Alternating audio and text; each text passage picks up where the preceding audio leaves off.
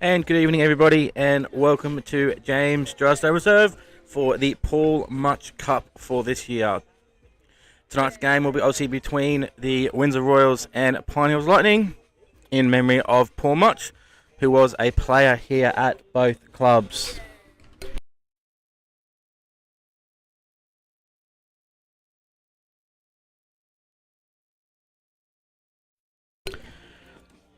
So Pine Hills tonight are wearing a commemorative jersey. They have the number 35 up on the fence. And as you can see up here, we have the 35 is a retired number here at Pine Hills in memory of Paul. So quite a large crowd will be here tonight. We have live members from Pine Hills. Quite a few players here that played with Paul from both clubs will be in attendance. And tonight should be a very good game. Umpires about to take the field. And first pitch will be underway at 7 p.m. We might have a ceremonial first pitch. We'll see what's happening. But we'll get lineups as we go. Close to 7 o'clock. Ready for first pitch this evening.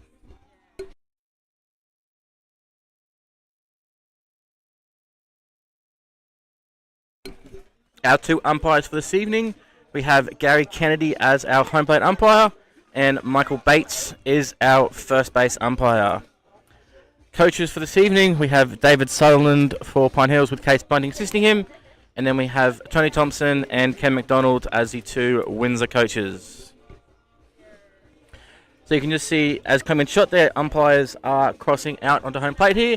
And we'll have the plate meeting getting underway very shortly as the two coaches come to the plate here. So we have Ken McDonald coming to the plate now from Windsor. And then we'll have David Sutherland from Pine Hills coming out to hand over the lineups.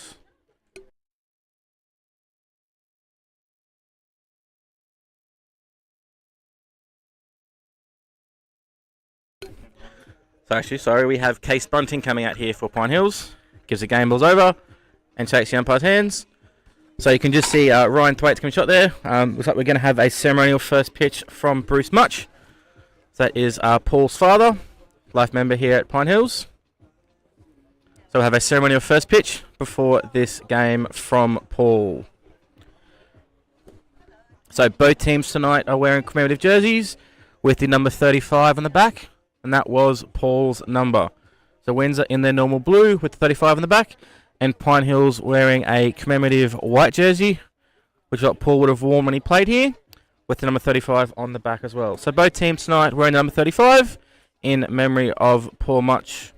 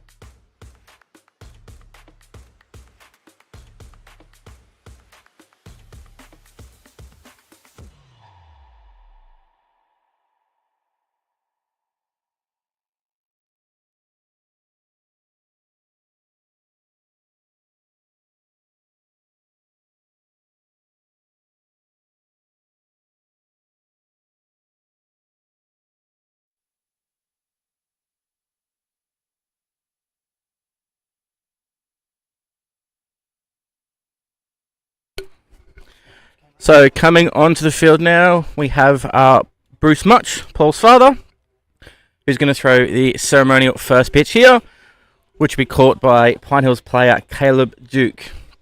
So Bruce is a quite involved member of the baseball community. Has sponsored Pine Hills a couple of years now. Been involved with some of the Futures Leagues as well. Bruce up top the mound and delivers the first pitch. And there we have the first pitch thrown there by Bruce Mutch for this evening's game. Caleb Walker and give the ball back to him. And first pitch will be underway here very shortly.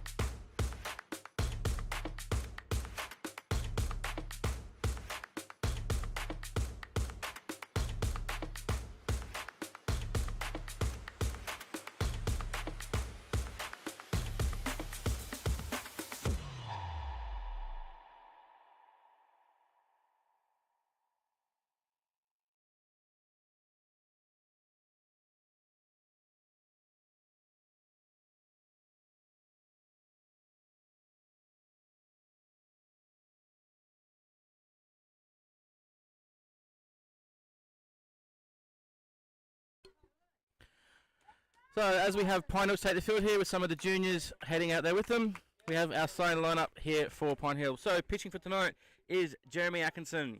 Catcher is Wataru Kumagai. Going around the horn of the infield, our first baseman for tonight is David Sutherland. Playing second base is Danny Yonomura. Third base is Jacob Nilsson, with Masahiro Takahashi playing shortstop. Around our outfield, left fielder we have is Shunsei Sadamitsu. Centre field is Dan Nilsson, and right fielder is Ryoto Masazawa, with Case Bunting as the DH for tonight. Leading off here for Windsor Royals will be their shortstop Rory Splitter, followed by catcher Jordan Thompson, Franco Natali, and centre fielder Michael Cone. First pitch underway very shortly.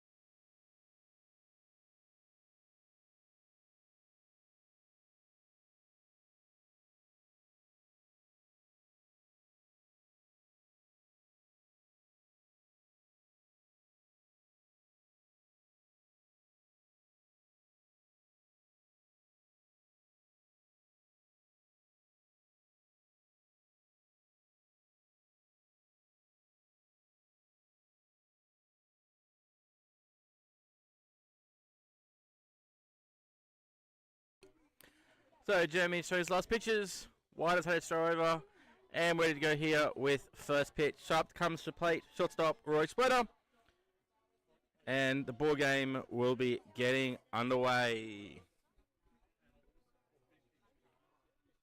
So reminder, Gary Kennedy is our home plate umpire. Michael Bates is at first base, and everyone's ready to go.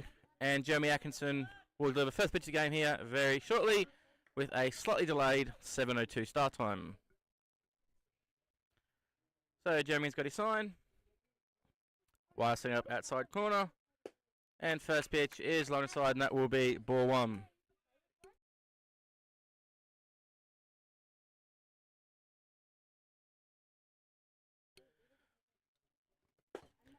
So next pitch there gets a called strike from umpire Kennedy. Moves us to a 1-1 count here to strike the game. So crowd is slowly filling in here.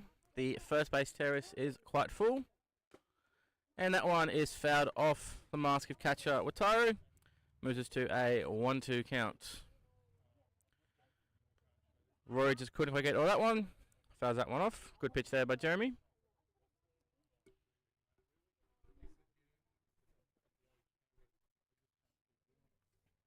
So we're going to have quite a few interviews this evening. We're going to get Bruce Mutch on the microphone at some point. As Rory hits that one out to centre field.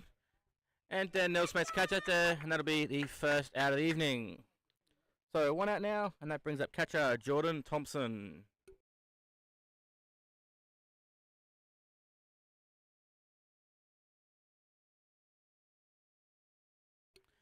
So good job there by Jeremy. Gets the first out there on 4 pitches.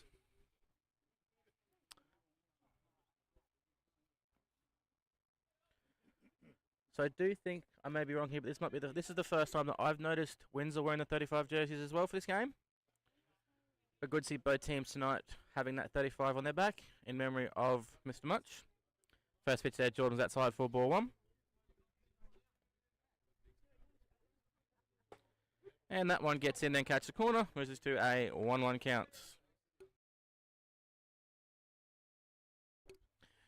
Good pitch in there by Jeremy, catches that outside corner. So again, for those of you tuning in, you can see we've got the extra camera shot in tonight. We've got the camera shot from behind in centre field. We've got that one working this week. Couldn't get to work last week, but this week we've got it set up. So you can see that nice shot there from behind the pitcher. It is slightly off centre. Not much I can do about that, apologies. We are limited with the options we've got out there at centre field, trying to make sure we're not too far behind the pitcher and with the power that we have. So camera angles probably a little bit further around than we got, but gives you enough of an angle in there. And Jordan has that one out to left field. And Shunsa gets over there and makes a nice diving catch in front of him. That'll be the second out of the innings.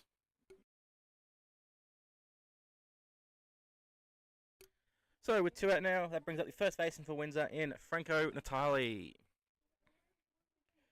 So I'd like to tell you again, thank you to Baseball Queensland for lending us the equipment to use for tonight. We've got some of the future streaming equipment, which allows us to have that centre field camera set up. So first pitch here to Franco. Curveball will be low and outside, and that'll be ball 1. So good start here so far by Jeremy. Got himself 2 quick first outs. And goes that curveball again, that one drops in, and that'll be a called strike for a 1-1.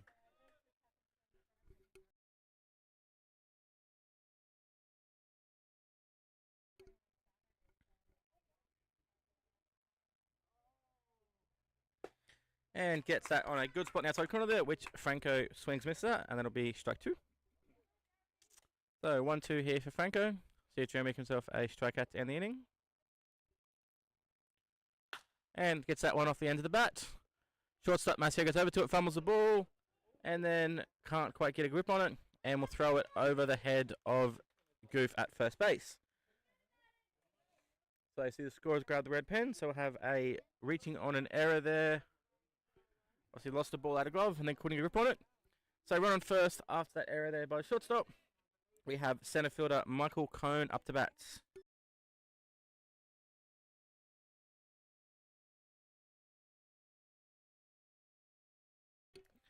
So 2 out, run on first.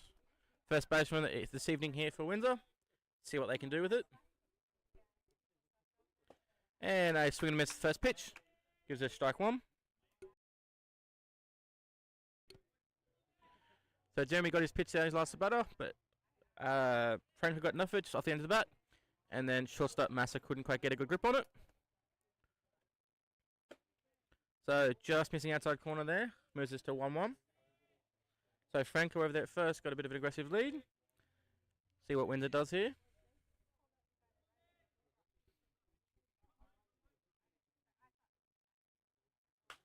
And that one is hit straight up in the air. And that one's going to land just in front. And I just couldn't get that ball. So that one just missed the top of the back net. And catcher just couldn't quite get there and catch it. So that moves us to a 1-2 count. For those of you that played it, that is a very hard ball to catch. So those ones go straight up and just missed the back net. So 1-2 count here for Michael. See what Jeremy throws him here.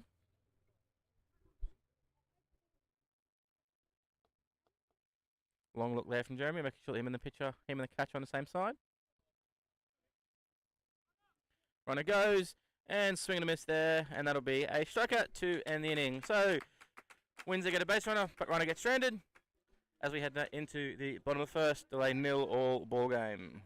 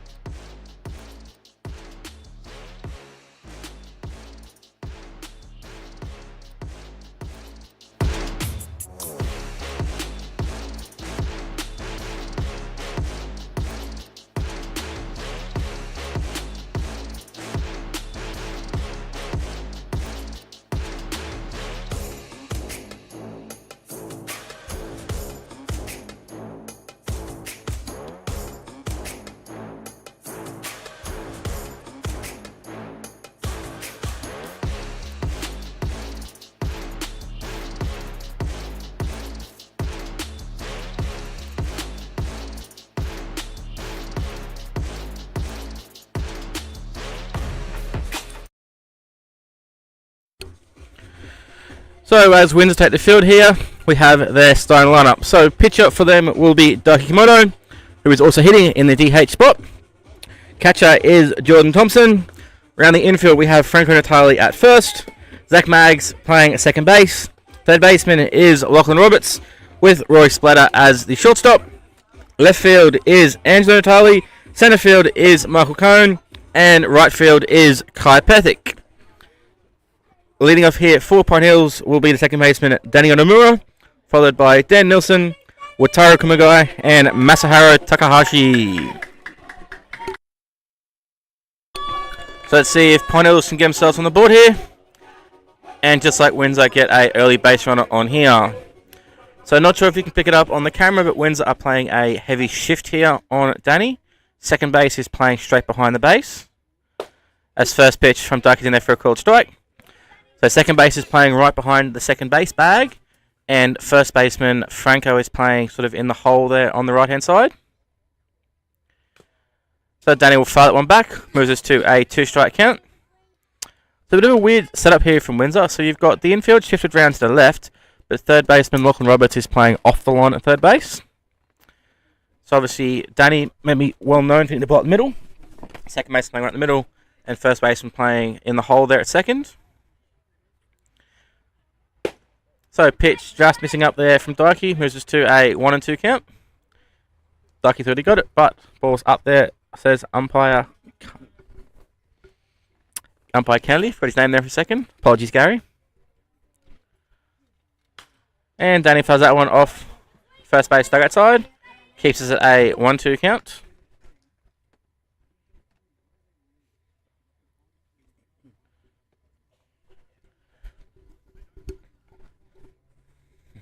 So players are shifting over a little bit. So Zach Maggs is playing just off the second base bag now at the middle. And Darky's ready and delivers. And gets a swing miss from Nanny. And that'll be a strikeout for the first out there for Pine Hills. So bring out to bat now with one out will be the centre fielder in Dan Nilsson.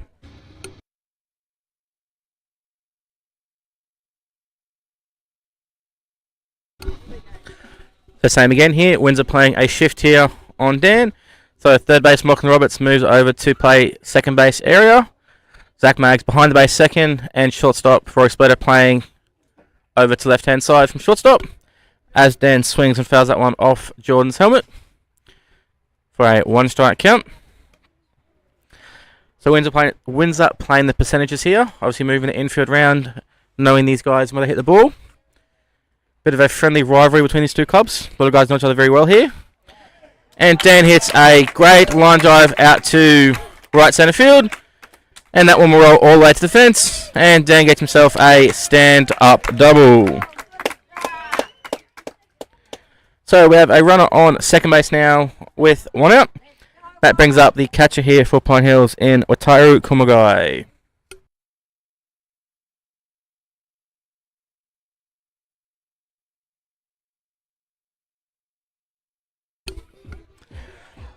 So if anyone is here in the crowd watching, obviously we have some music being played in the crowd by Russell Saksowski, giving a bit of atmosphere here, as well as doing the scoreboard. Russell's on the music, keeping those in the crowd entertained. And a big swing and a miss that first pitch from Windsor, and that'll be strike one. So again, Windsor playing the same defensive alignment here. Third baseman playing the second base hole, second base behind the bag, shortstop over at third base. And White hits that one straight to third baseman Lachlan Roberts, playing at second, and that'll be the second out of the inning.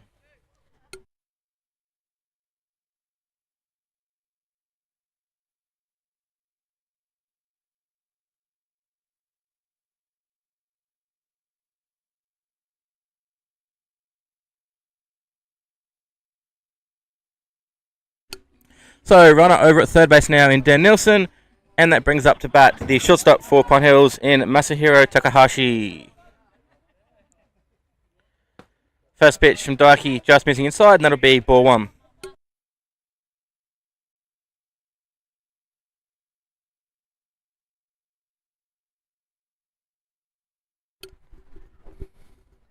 Daiki's ready and delivers, and that one is fouled over the toy block here by Massa. Gives us a 1-1 count. Young kids running for that one. Always good to have the kids here. Saves us older guys having to find other foul balls up in the bushes. So 1-1 count here for Massa. And that one left high there by Doki. Moves us to 2-1.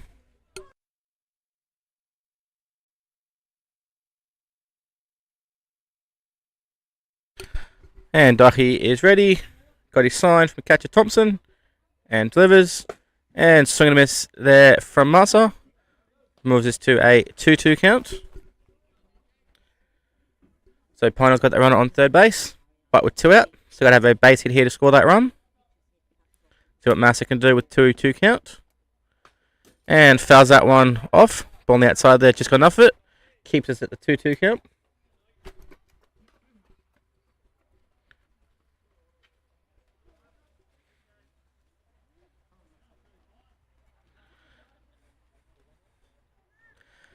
So 2-2 back here again. Taki is looking to get got his sign. And delivers and leaves that one up high. And that'll move us to a 3-2 count. So Dan Nielsen being very aggressive there at third base. Fielders not keeping him close. So any pass ball we can see him scoring. But obviously a lot of the Pointers guys are aware the ball does bounce back off net here. So got to make sure that ball doesn't bounce back when you cross. And that one is hit foul down the right field line. That'll keep us at a 3-2 count. So Windsor back to a regulation field here. Or I'll call it regulation field. But second baseman behind the bag, first baseman in the hole again. Obviously expecting Masahiro to pull the ball here. Covering the percentages. And long hold here from Daiki. And that one is down low, and that'll be ball 4. So Masahiro draws himself a walk. So runners on first and third base now, 2 out. And that brings up co-chief Pine Hills in David Sutherland.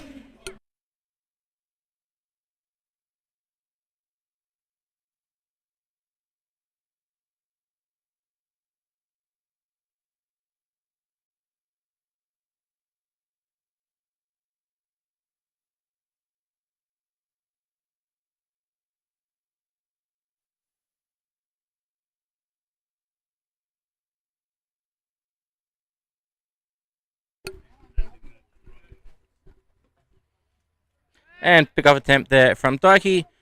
But runner first gets himself back in safely.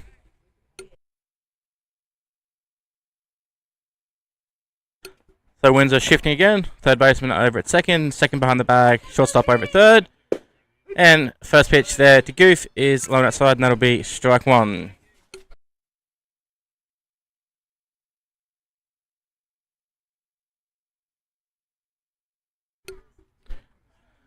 So umpire Bates just coming over here, just cleaning off the plate.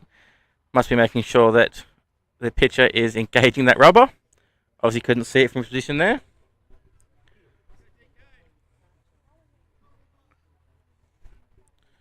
So run on first and third. 1 strike count here on Goof. Darky's got his sign. And off-speed pitch there drops in, and that'll be a called strike 2. Moves us to a 0-2 count.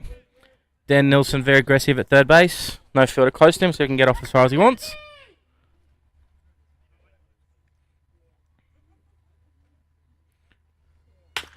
And Goof hits a ground ball straight to first baseman. And Frank will go over and get the out unassisted at first base.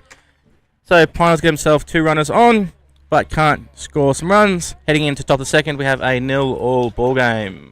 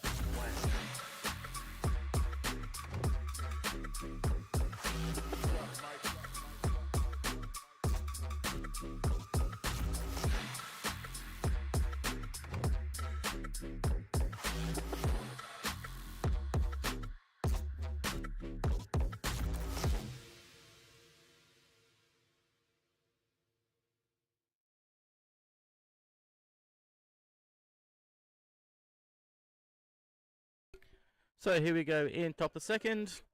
Leading off here for Windsor Royals will be third baseman Lachlan Roberts, who takes first pitch, line outside for a called strike 1.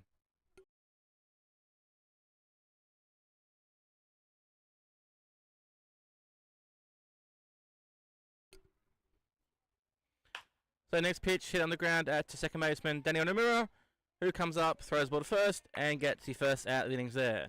So 1 out now, and then I'll bring up left fielder in Angelo Natali.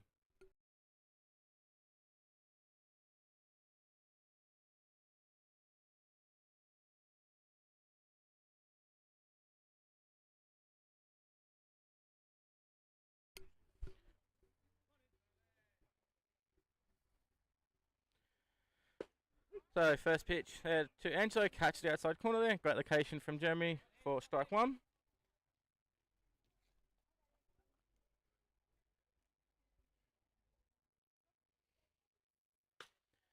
And Andrew's another one. In comes centre fielder Dan Nilsson, calls off second baseman Danny, and makes a catch out down centre field for the second out. So 2 out now, and that brings up the second baseman for Windsor in Zach Maggs.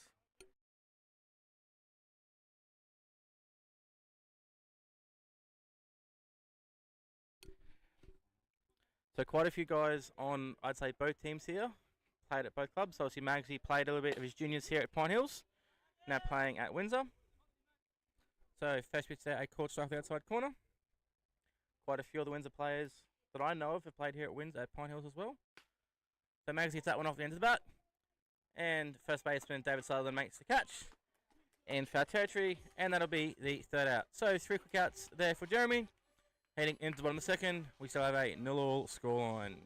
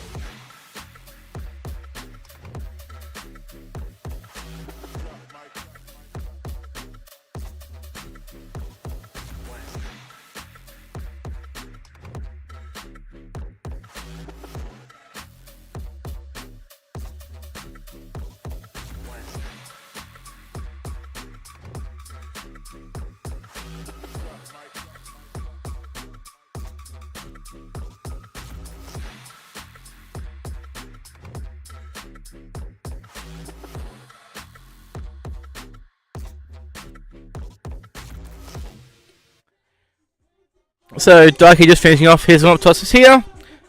As we head into bottom of the second, leading off for Pine Hills will be third baseman in Jacob Nilsson.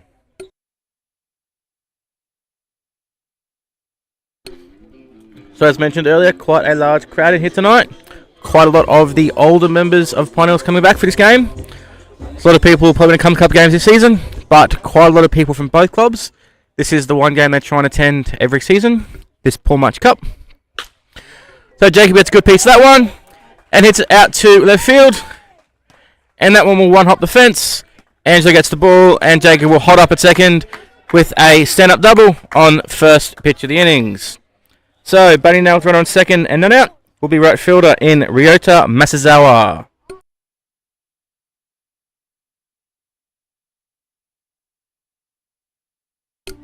Yes, as I was saying, a lot of members from both clubs try and always attend this game.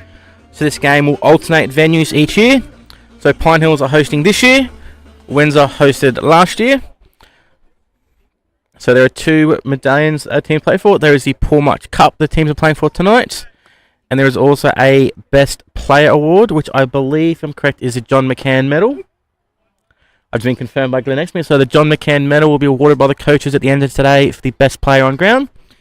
And there also is the Paul Mutch Cup for the winning team. First pitch there was a strike to Ryota. Next pitch in the dirt, blocked there by Jordan, keeps Jacob at second. So 1-1 count here for Rio. So yeah, so at the end of today's game, feel free to stick around and there'll be a presentation of both those awards. The Paul Mutch Cup to the winning team, as well as the John McCann Medal.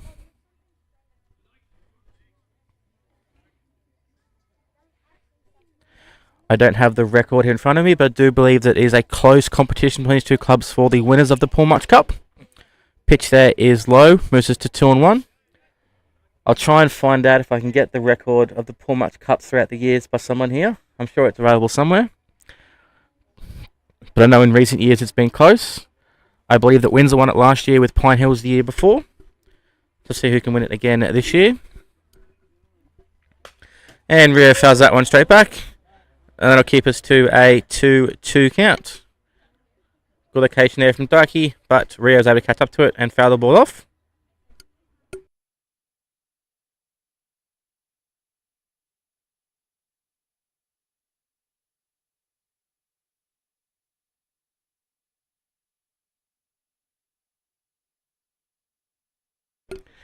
So 2-2 count here for Rio. And a off-speed pitch there from Darky gets a swing and miss. And that'll be a strikeout for the first out. So runner still on second with one out. That brings up left fielder for Pine Hills in Shunsei Sadamitsu.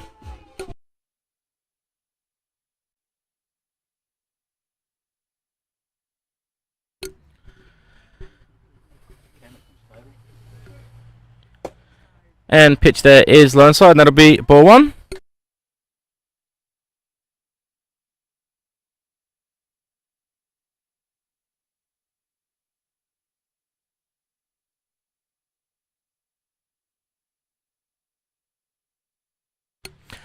So that one hit on a hop.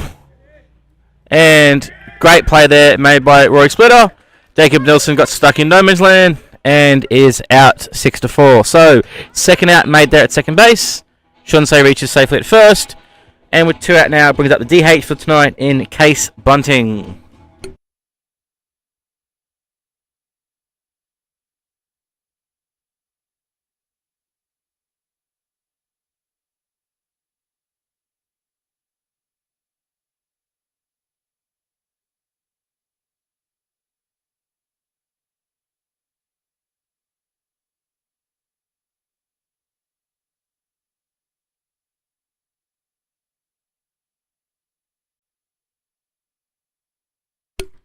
So first pitch to Case there was down low inside for ball one. Shunsei as a runner over on first base. And that one just missing high. Darky keeping a close eye on the runner there at first.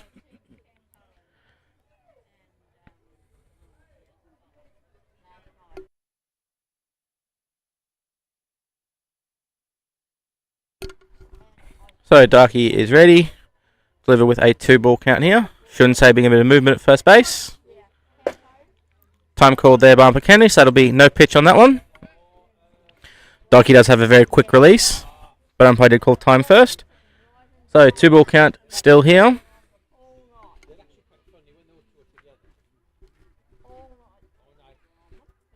And pick-off attempt there from Doki.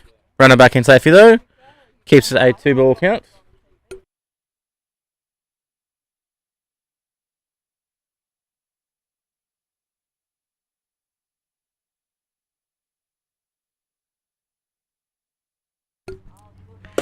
And pitch is higher, that'll be a 3-ball count.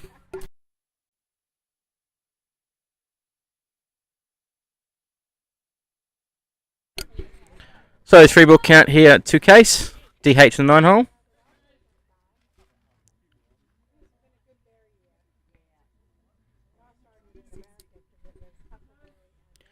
Aggressive lead by Sean at first.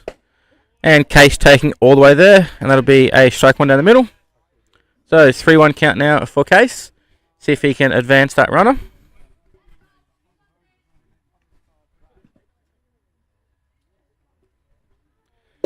And swing and a miss there from Case, just behind that one.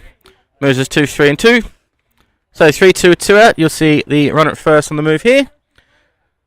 Just going to make sure the pitcher goes to the plate. See if Dahi can be a bit sneaky here. See if he does a bit of a pick-off move. No, pitch the ball. And that one's up high, and that'll be ball 4. So Case draws himself a walk. That takes us back to top of the order and brings up second baseman Danny Yonemura.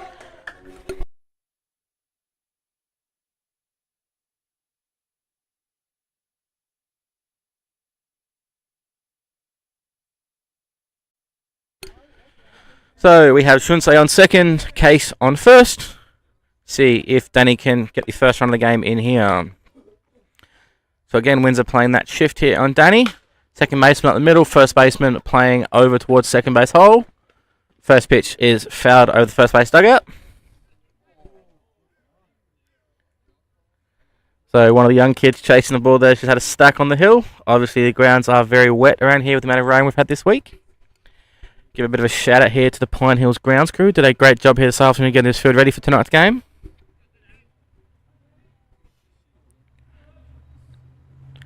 And Danny fouls that next one off. So I don't want to call him out by name because I wasn't sure who was here before I got here. But to give a shout out to obviously the Pine Hills grounds crew and the lovely work they did this afternoon. Even a couple of the Div 1 players out helping them mark the field and get it ready when they arrived as well. So well done everyone getting this field in great condition for this evening's game. Been quite a lot of rain through this week. So Danny hits that one out to shortstop. Roy Splitter comes up and makes a throw across the diamond. And Franco saves him on that offline throw with the pick there.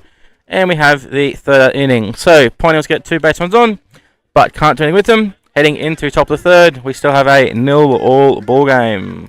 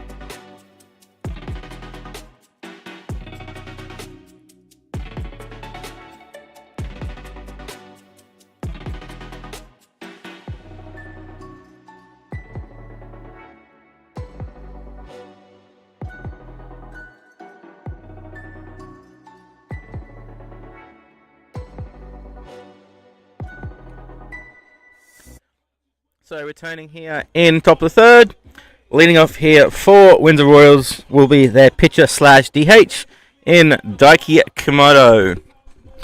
Obviously Daiki will be following the Otani rule here tonight.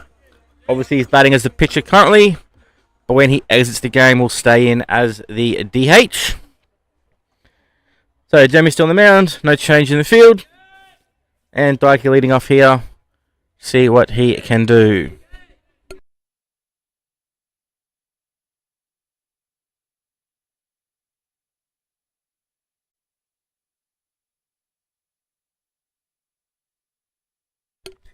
And first pitch there from Jeremy's in for a called strike. And catches that outside corner again. That'll be strike 2. Great location there from Jeremy.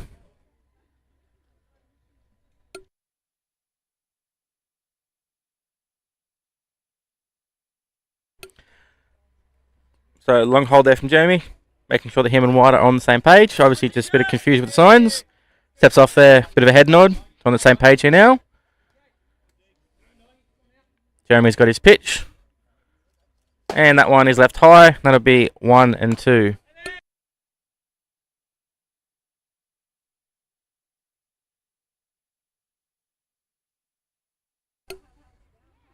And ball fat off there by Dyke. Keeps us at 1 and 2.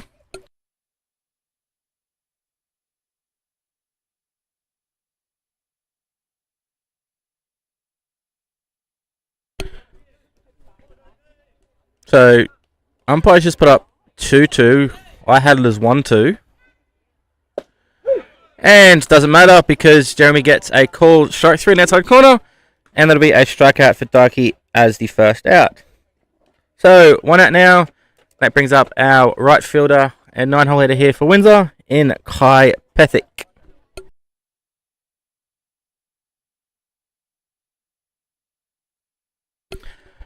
So I believe that Kai played at Carina last year, I believe. So moved across to Windsor this season. And takes first pitch there for a called strike. Great location for Jeremy to start the at-bat.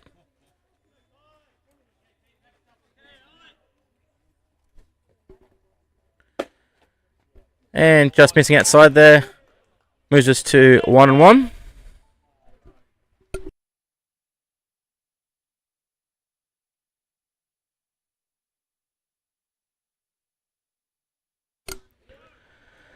And just missing again there. Moves us to 2 balls, 1 strike. Great location from Jeremy. Kai held back.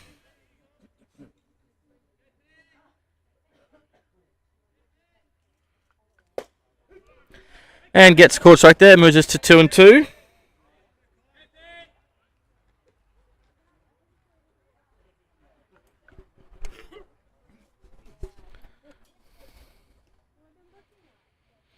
The 2-2 pitch coming from Jeremy.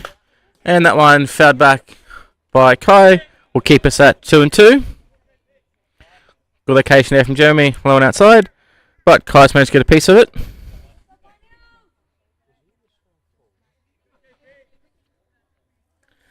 So a few more people have strolled in here now. That first base terrace is looking more and more full now. And curveball there. Great location from Jeremy. But doesn't get the call on that one. Ask was inside. I think umpire said it came in up. So that moves us to 3 and 2. And that one fouled back again by Kai. And we'll return to a 3-2 count.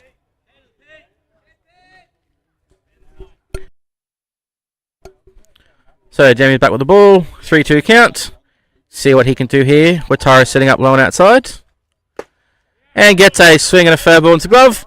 And that'll be another strikeout there for Jeremy for the second out of the innings. Takes us back to top of the order in Rory Splatter.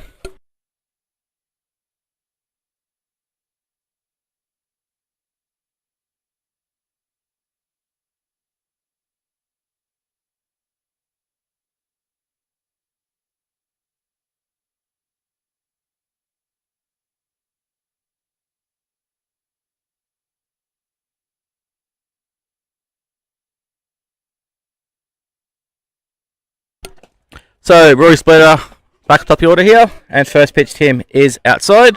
That'll be ball 1.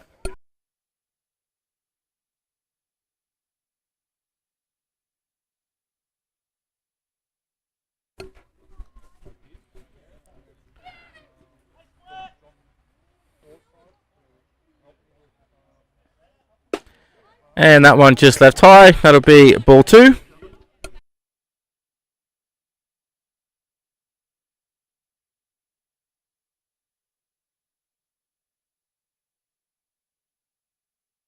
And ball there is fouled down the right field line. And that'll move us to a 2-1 count.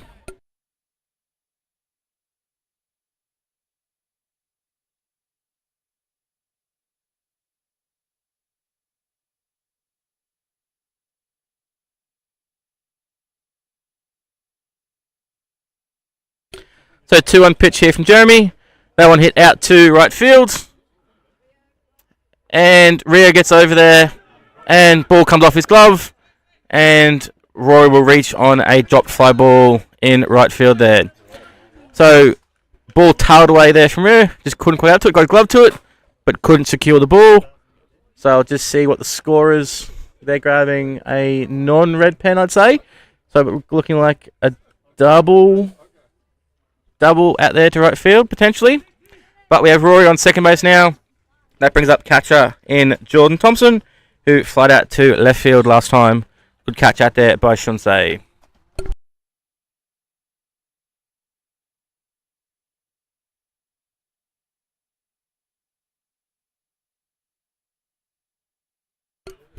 So, curveball there, first pitch from Jeremy. Drops in, that'll be called strike one. Great location on that one.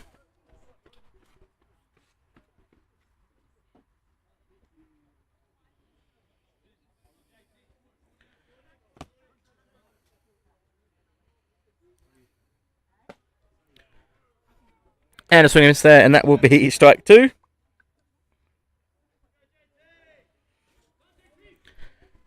So 2-strike count here now on Jordan. See what pitch he gets here from Jeremy. Potentially going low and outside maybe here. No, wider setting up. Yep, low and outside corner. And gets a spot there. And a great diving catch there by Danny Onomura at second base.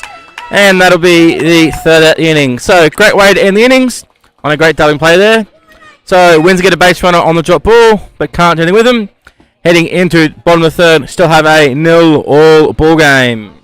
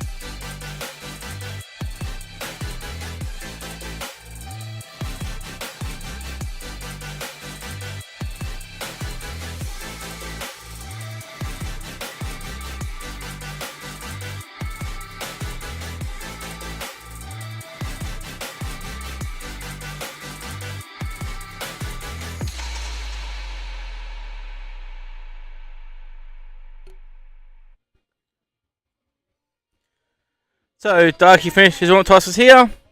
And here we go for bottom of the third inning. Leading off here for Pine Hills will be the centre fielder in Dan Nelson. So Dan hit a line drive double out to the right field fence in his last at bat in that first innings. We'll see what he can do here. He also got stranded at third.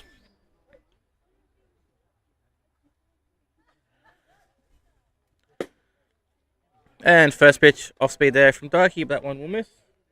And we have a 1-ball count.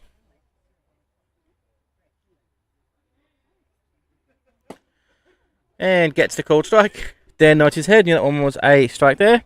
So we have a 1-1 count.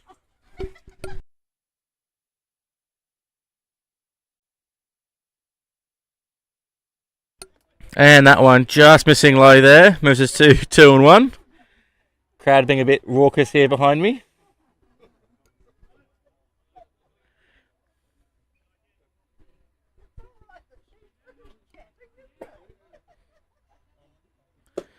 And that one just missing low and outside, I'd say. Moves us 2, 3 and 1. Darky thought he got that pitch, but umpire Kennedy went nope. So 3-1.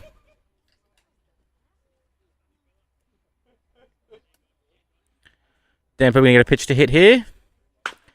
And hits that one up the first base line. Gets off the glove of Franco. And he can't recover in time. So Dan gets himself on at first base. So scorers will grab the green pen. So it'll be a single to first base there for Dan. Hard play up the first base line.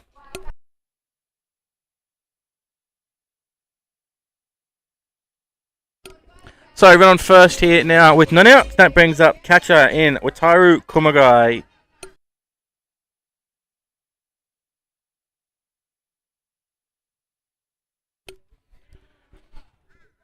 So again, I do believe we have the chat function turned on this evening. If you've got any questions, feel free to throw them in the chat.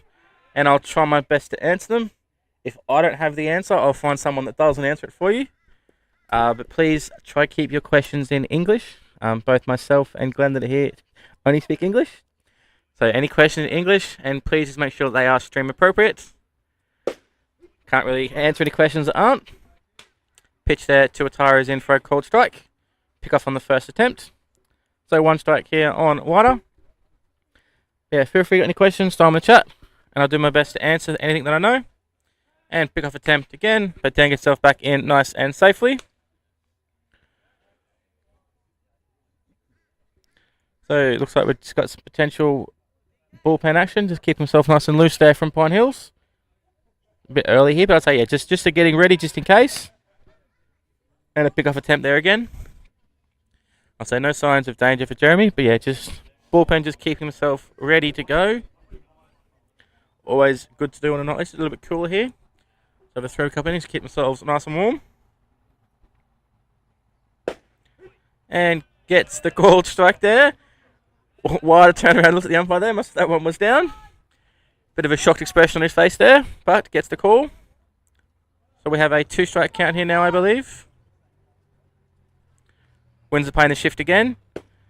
And curveball there, just left high. Moves us to 1 and 2. Umpire Kennedy puts it there, confirms it, so 1 and 2. So Wilder grounded out to the third baseman, Lockie Roberts, playing in the second base spot last time. And pick off attempt again, but no lead there for Dan, gets himself back safely. So yeah, so Wilder grounded out to what would normally be the second base position, but third baseman playing there his last at bat. Windsor playing the shift here. Second base playing at the middle, third baseman over in the second base hole. Wilder just calls time after bug flies in his eye. So obviously heavily stacked right side of the infield here for Windsor. A lot of left-handed bats in this Pine Hills lineup. So you'll see that position played quite often tonight. And that one is popped up straight in the air. Jordan Thompson gets over to it. And reaches up and makes a catch. Nice off-speed pitch there by Darky. And Jordan makes a catch. So 1 out now. And runner still on first base. Brings up the shortstop in Masahiro Takahashi. Obviously wins up, move back over now. Third base back at third base, but second base still playing up the middle. So big hole right side of the infield here.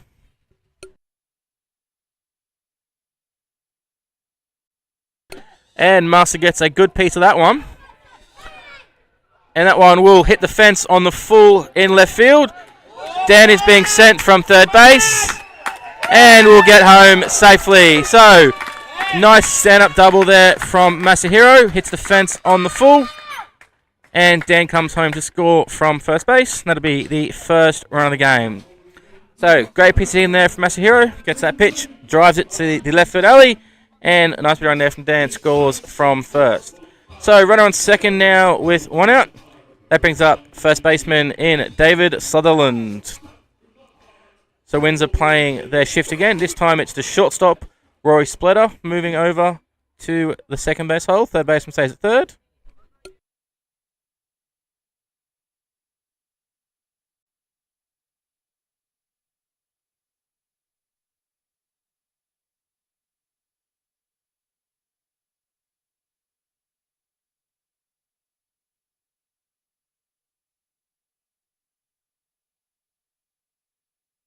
First pitch there to Goof was down low for ball 1.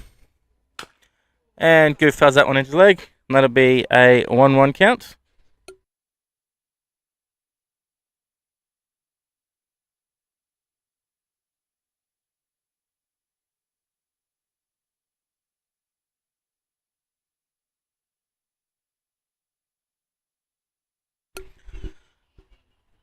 So runner on second baseman playing behind the bag, keep him close. 1-1 count here on Goof. And pitch is outside then, that'll be ball 2. So see what Goof can do here. Got some wheels there at second base. Outfield playing very deep here with Goof up to bat. And pitch is left high there by Dikey. That'll move us to 3-1.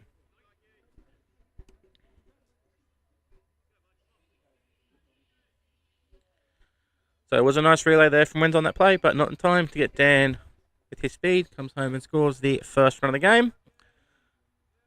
3-1 count here for Goof. Dikey just keeping close on that runner. And Goof hits that one up over the head of first baseman, Franco Natali. And Masahiro will come home and score. Goof took a very aggressive turn around first base, but very quickly turned around back to first. And we have a RBI single there for Goof. Masahiro scoring from second. So, runner on first with 1 out. That brings up Jacob Nilsson, who had a double to left field in his first at-bat.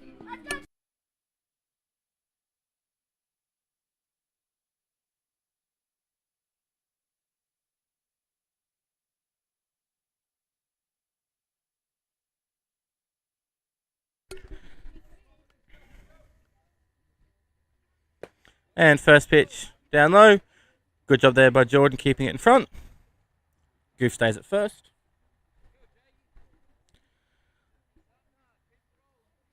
So second baseman still hugging that bag at second. Giving that hole up on the right hand side of the infield here. And Jacob hits that one straight to second. Outmade at first.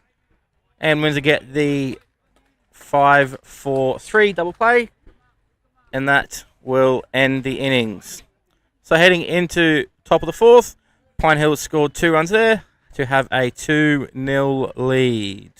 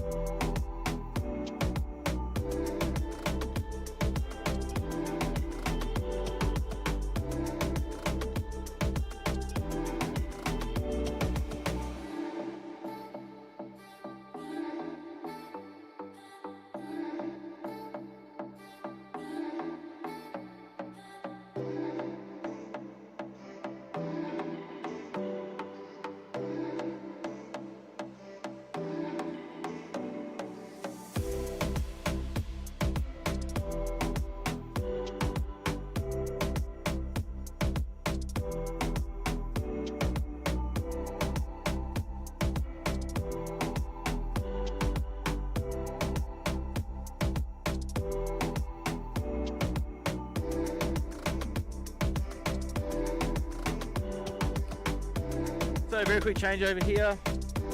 Wait for my music to come back on. So very quick change over here, heading into this top of the 4th. Pine Hills with that 2-0 lead now. And leading off here will be first baseman in Franco Natali.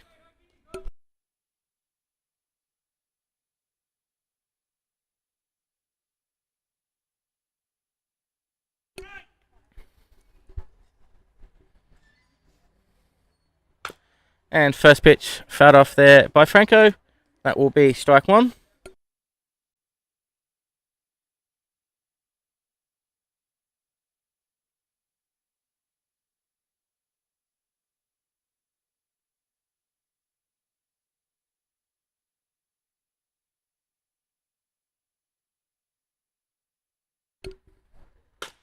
And that one hit on the ground to Jacob Nilsson at third base, who fumbles the ball, comes up the throw, but ball is not in time.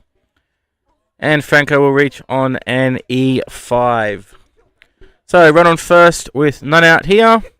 Now to bring out the centre fielder for Windsor in Michael Cohn, who struck out last time.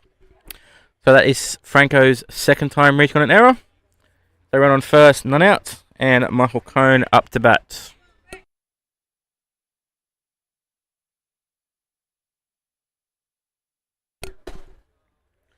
First pitch missing just outside, and that'll be ball one.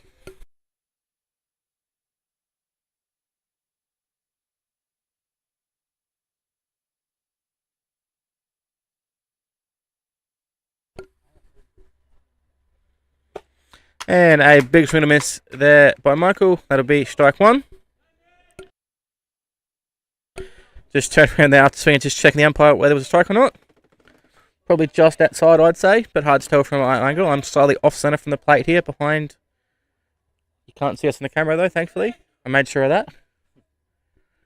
So 1-1 count here on Michael. Wider setting up low and inside here. Jeremy checks on the runner. And we'll pick off, but runner gets himself back in pretty safely.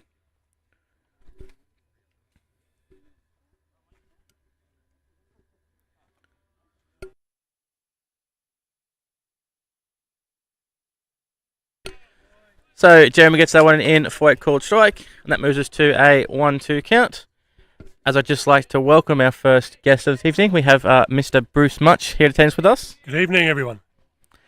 So obviously, Bruce had the first ceremonial pitch of the evening there tonight. Wasn't it awesome? It was good. Yeah. Always good to see you out here, Bruce. Just a bit outside. Yeah, just a bit outside, yes. It's a great evening for baseball, isn't it? So ball popped up in the air. Pitcher gets right out of the way. And Danny, a second baseman, calls the ball, drops it. But obviously with the runner holding it first, he's able to get himself the out at second. So You'd almost call that an infield fly, wouldn't you? only one runner on though, Bruce. You need two runners for that.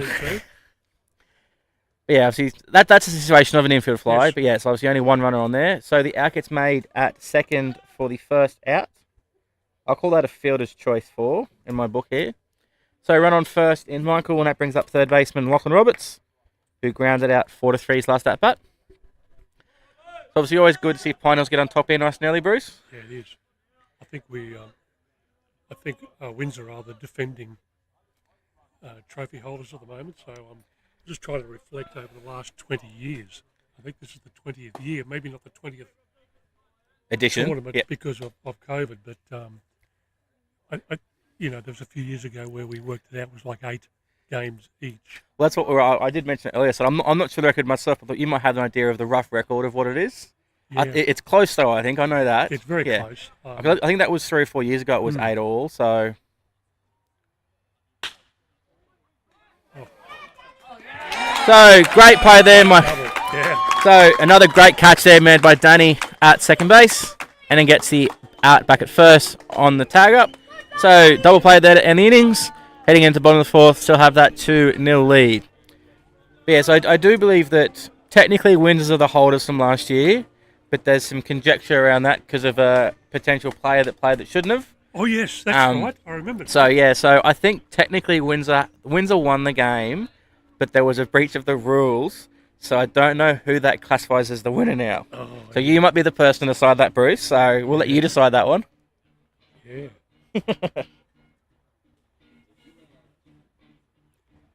What was that? 4.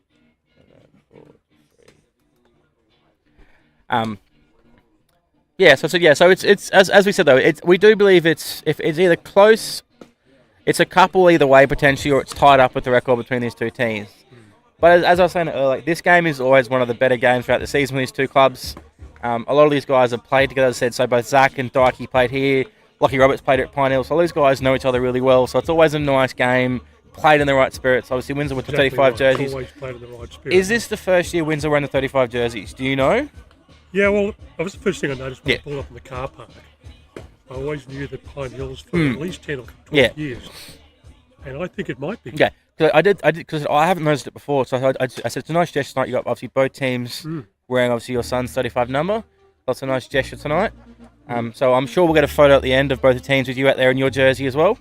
You can get a half and half for next year, or? Well, I think I might go and see the Windsor guys because obviously, Paul played at both clubs, and he played most of his senior games for Windsor because Pine Hills didn't have one at the time yet. Represented back then, but I might go and see the committee and see if I can get a Windsor 35. So Rio de Masazawa up to bat here for Pine Hills. 2 swing and misses there for 2 quick strikes. But that's the first thing I noticed when I saw them taking a team photo there. So it's nice to see them having that 35 on their jersey recognition.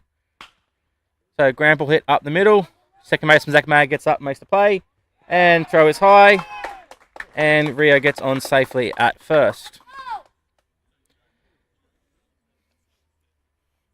So run on. Oh, you go. Compliments to the ground crew tonight. Field is looking absolutely awesome. I believe there was supposed to be some women's futures league games on this week. So there was 2. So we were meant to play a makeup game on Tuesday night. Yeah. That got rained out. Women's futures Wednesday night got rained out, and so did the Masters on Monday night. So we had 3 rainouts this week: Monday, Tuesday, and Wednesday night.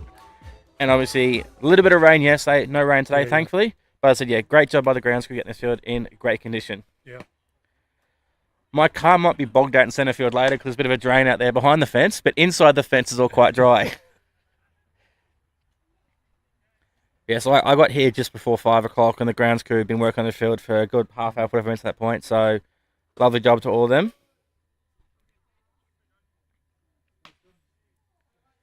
So, Shun's out to bat here. Pitch was inside there. I think moves that to a 2-ball count. Rio over on first base. Interesting, the people that I've met tonight, going back to when Paul was playing back in the early 2000s, Michael Pollinger just came up to me tonight and said, "Oh, do you remember me?" And Ryan Twaits was standing next to me, and he said, "Yeah, I remember you from the under 12 days," which is a long, long time ago. So Michael is now a detective for Northern Territory Police, and he's thinking of coming back. And of course, Ryan was all over that saying, Masters, Masters, Masters. Yeah, they're a bit short on the Masters this year, so I think if you've got to look to our left here, we can't get on camera, but I think he's doing a bit of recruitment over there at the moment as well. So. Yeah, and Matthew Boole from the day too. He's playing at Rapids at the moment. Yes. Booley's over there, so I've umpired him a few times at Masters. And breaking news: Ricky Payway is on the way back from Auckland. He's moving back to Australia. There we go. So I'll have to mention that to Ryan later on. Make sure that he gives him the call up. Also, Mitch's 2 kids are playing here, so I think they've tried to convince him to come back a little bit as well. So okay. I think they've tried to push that one a little bit, get him back playing, but I'm not sure it's convinced him yet enough. How old would Mitch be? He'd be early, mid-30s? He's older than me, and I'm 31 this year. Okay. So that gives you a rough idea at least, Bruce. Yeah. I never played with him, so he's at least 33, 34. He's a real gamer. I mean, like Ricky, he's a... Good Maori blood in him. I see both his parents life members here at the club. Yes. As I said there before, I said that's always a good thing about this game is you do get a lot of life members showing up. As means some of the previous players that played with Paul showing up to these games. It's always a very good atmosphere both on the field and off for people meeting up. I said meeting people I haven't played with for years. Oh, that's a tough call. Yeah, I was about to say a very close call there at first base. Close call. I'll say close call because I'm the business to make one because I umpire with them. Otherwise, I'll get rung out in the game myself. From here, it looked safe, but obviously we're a lot further away from it. But so double play there for Windsor. So 2 out now brings up DH this evening in Case Bunting. You know, who else is good to see here tonight is Gary Kennedy, the umpire. So at Alderley High, Gary was a builder.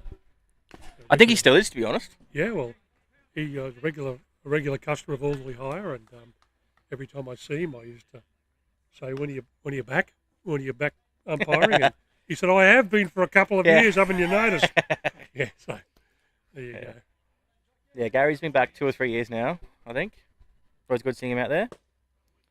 Swing and miss there from Case, moves us to 2 strikes. But yeah, so that's one of the lovely things about this game. Obviously, there's a few other people. So Scotty Bryan's made an appearance here tonight. A lot of the older members that have stopped playing themselves or their kids have stopped playing are still here. So I think I saw Jack Ravity and Dan Carson here as well tonight. Obviously, they're not playing anymore, but they still make an appearance here tonight. So, one of the good things about this event is you do get those people that come back. It's only one season potentially, but they come back, they involve themselves in the club, they meet up with people again and keep chatting. Do you remember prior President Bruce Ball? He wasn't president, I think, when I was at the club. I don't remember the name. Well, it probably goes back to the late 80s, maybe the early 90s. His grandson took the first pitch tonight. Oh, okay. Like Caleb, okay. So there you go. There you go. Connections everywhere. So, Case there with a check swing. Umpire calls the swing. So that'll be a strikeout to end the innings. So heading into the top of the fifth, Pine Hills still has that 2-0 scoreline. But yeah, that's why there's always a lot of people. There's always the connections to the club here. So this is my 21st year playing this year. Yeah. So there's a lot of guys that I know that have played with the past that come back. As I'm getting closer to the Masters, that they're trying to recruit me into it. But I know that. So what's the age cutout? 35. 35. Are you keen? I am keen because I've been umpiring every week pretty much. So it's Playing? No, I'm still playing on Sundays. Yeah. But just umpiring Monday nights. I can't play yet. But it's always a nice atmosphere. So I see Ryan's team on the Monday night. So he's got the two Sermon brothers playing there. Obviously, So Doug and Tom are there. So a lot of those guys have had a couple of years off, have now come back and they've formed one of the Masters teams here. Be pretty competitive. They are, yeah. So you got the two Sermons, the two Thwaites.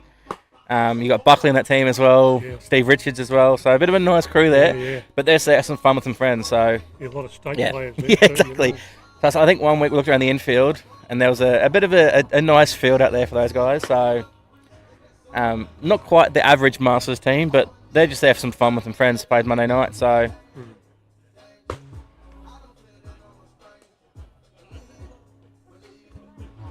It's great to see that.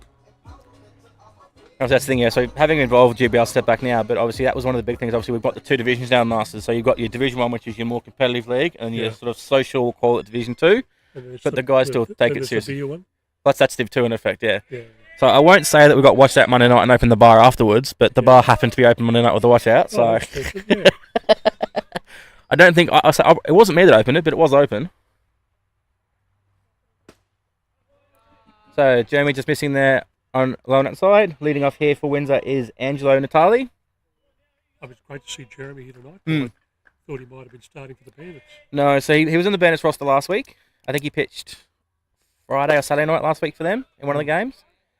Obviously, Jeremy's back tonight. We've got Dan Nelson back as well. So we've got both Dan and Jeremy back for us tonight. I think Windsor's down a couple, I think. I think Rory Splatter's back, but they've lost Will Riley. I think Rory was on the roster last week. And I think Alex Skepton for them's on the roster. I think they're down two of their players tonight. Nice pitch. Curveball there, probably just coming. Yep. Gary Kennedy saying that one just came in a little bit too high. Jeremy can't believe it out in the mound. That's obviously one of the other things. Obviously, looking around our banners out the fence here. So we've got a few of the life members. Obviously, we've got the Elf Electrical out there in right field. A few of the people around for a while. We've got, I think that's still Home Run Finance. So it's Pete's Business out there. So obviously, a few of the more consistent members throughout the years still committing to the club, helping out. Obviously, got your banner out there in left field with your nice green Orly hire out there. Yeah. Obviously, lovely to have all these sponsors of the club committing, and I think quite a few of them are here tonight as well. So it's good to see. And that one, hits the arm guard there. So Angelo gets himself on board with a hit by pitch. And that brings up the second baseman for Windsor in Zach Maggs. So running first with none out. Yeah, Orly Hire's been involved in sponsorship for 26 years.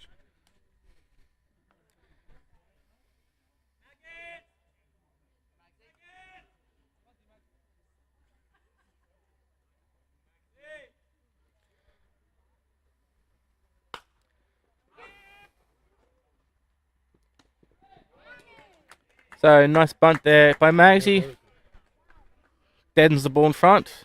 Wada probably had a play at second, but went for the safe play there at first, so gets the out there. So runner on second base with one out now, and that will bring up the pitcher / DH in Doki Komodo.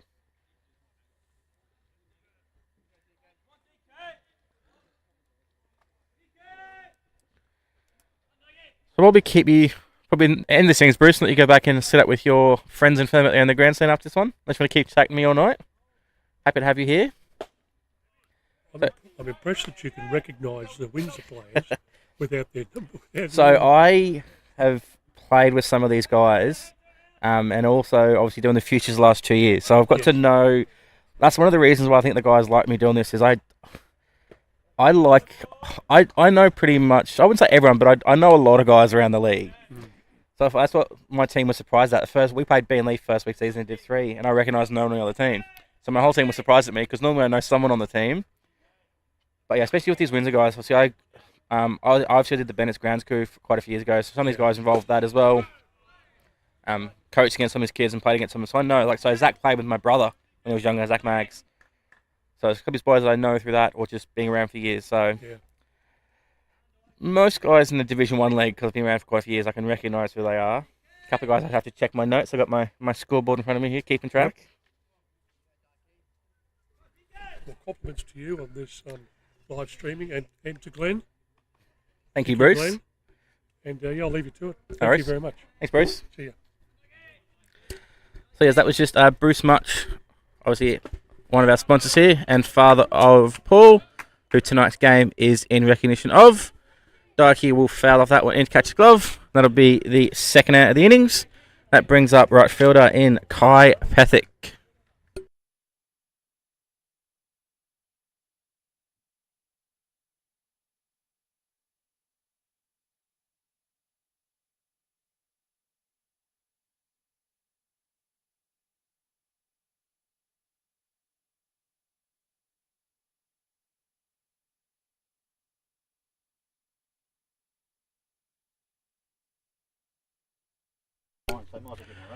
So ball hit on the ground by Kai up to first base, and Goop goes over and makes the out unassisted there at first base.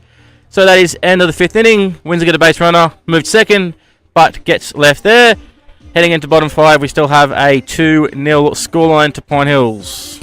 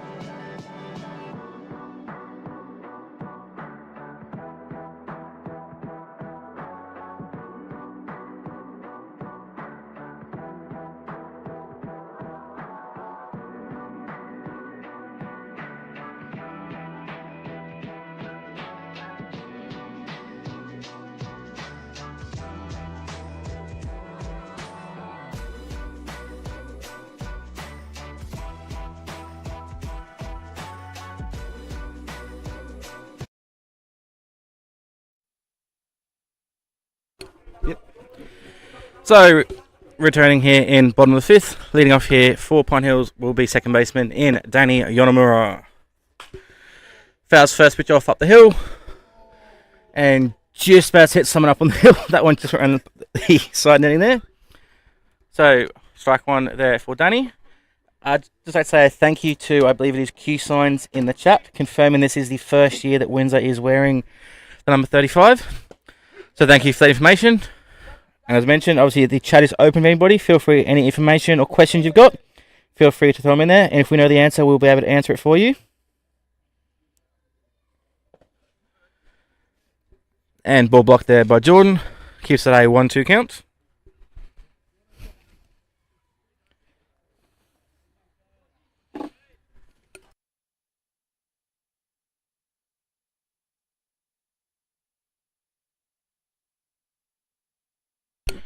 So 1-2, and Dyke delivers. And that one just catches outside corner. Danny thought it was outside. but gets a call there from Gary, and that'll be a strikeout to end the inning. Sorry, the strikeout for the first out of the innings. So, batting now with 1 out will be the centre fielder in Dan Nilsson. Windsor playing that shift again. Lockie Roberts over to the second base hole. Zach Maggs up the middle.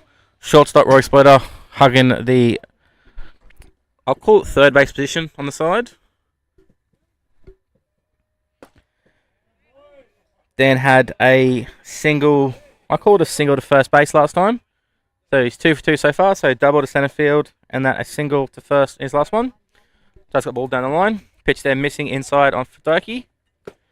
And a swing and a foul ball into catcher's glove there for Dan. Blues, that is 1-1.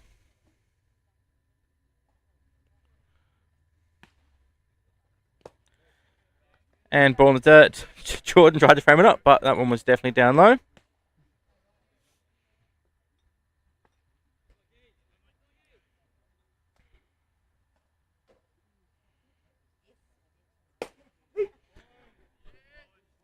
And that one catches the outside bottom corner there, and that'll be strike 2.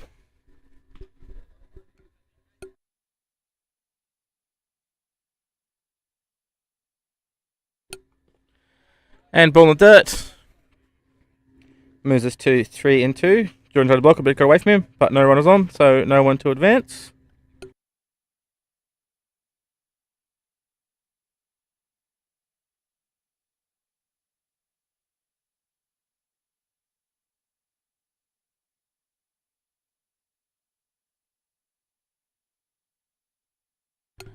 So 3-2 pitch here from Dikey.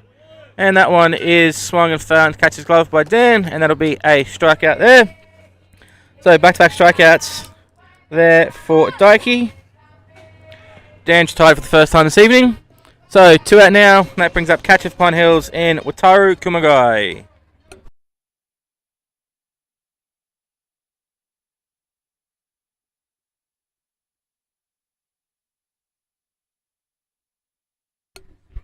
And first pitch is on its side, and that'll be ball 1. So 2 out now, and that brings up catcher.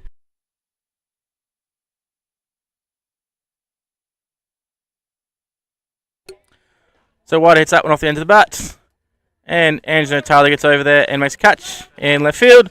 And that'll be the third out inning. So score still is 2-0 as we head into the top of the 6th.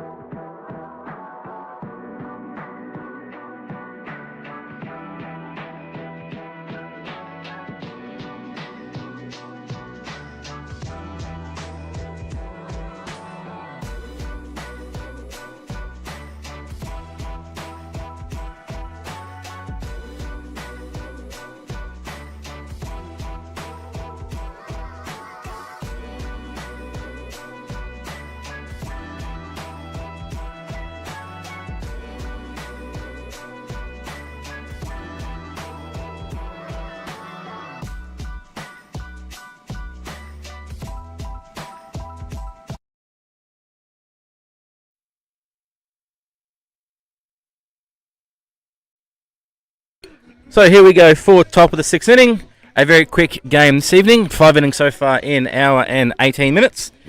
So leading off here for Windsor Royals in top of 6. We'll be back to top of the order, and Rory Splitter got a double out to right field in his last at bat.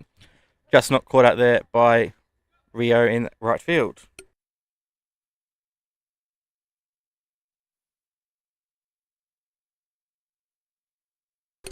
And first pitch in there for a strike.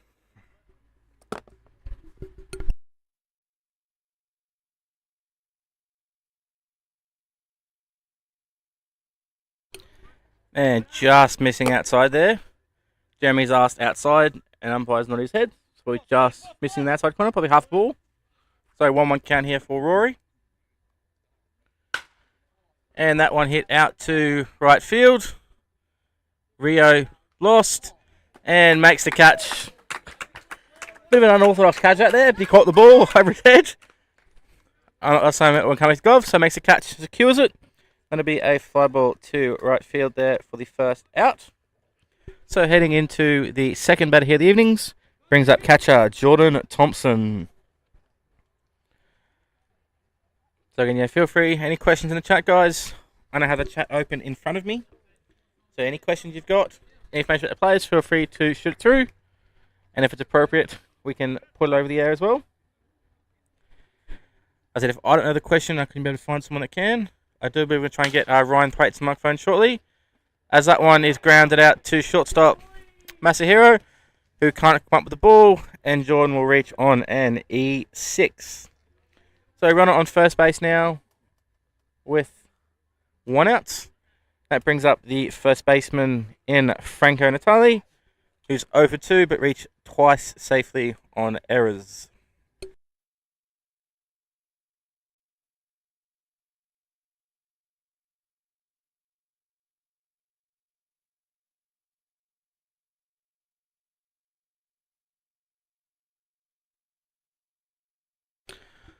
So ball missing outside there, that'll be ball 1.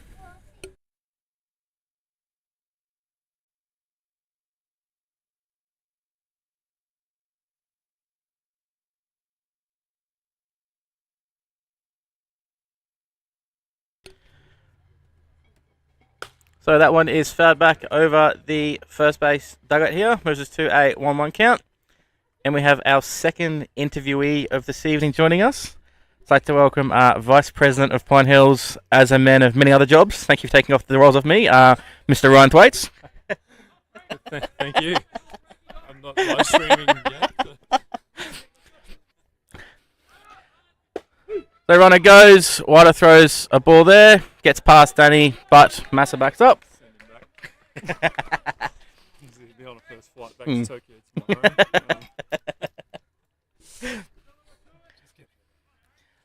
So runner on second now with 1 out. I believe it's a 1-2 count here now on Franco. Yep. Sure that's not Angelo? That's definitely Franco. We'll see. Anzo's down the order a little bit. I got my notes in front of me, mate. I'm keeping track. Has anyone checked that they haven't swapped? I have. They look quite... He's... So, ball hit out to centre fielder Dan Nielsen. Runner being sent home. Throw all the way. Cut off. And then a attempt at second base. But runner is in safely. So we have a single to centre field, which scores a run for Windsor. And then we have Franco going to second on the throw.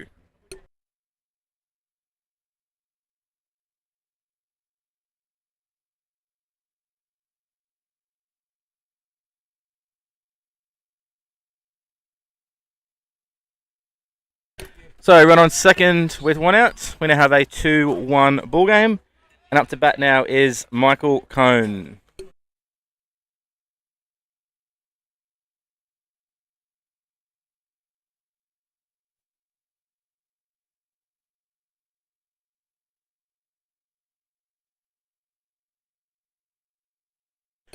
So Michael fouls off the first pitch there.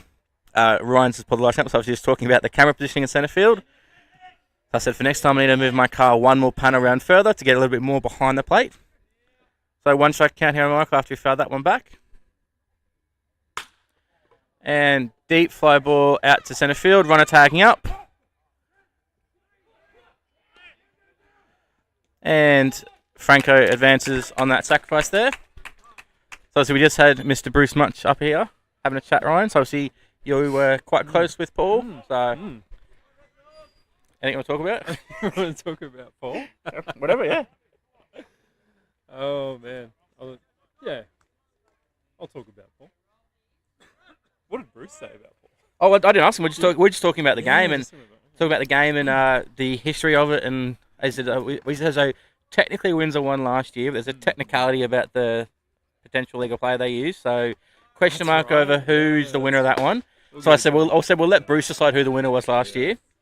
Yeah, it would be pretty. Yeah, he was talking about one of the players from under 12s you guys were talking about earlier. It was up there with you and Michael. Yeah. Yeah, wild. Oh wow.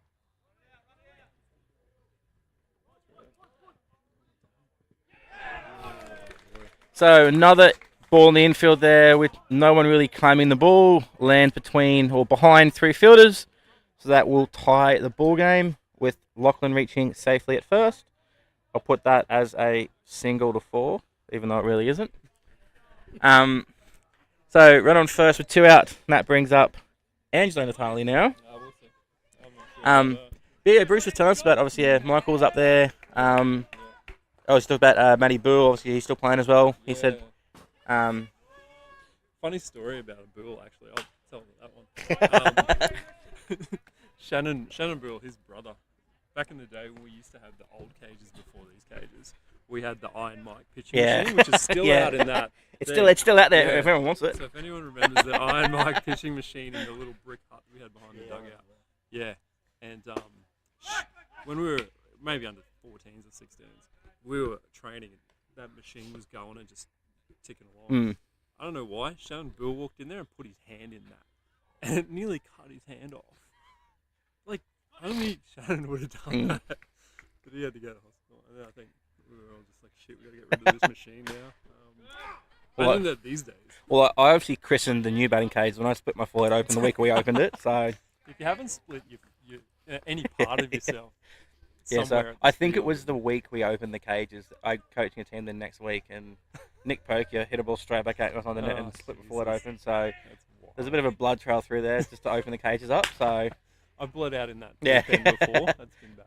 Oh, nice one, guys. So ground out there to end the innings, but Windsor managed to score 2 runs, and we have a 2-all ball game now heading into bottom of the 6th.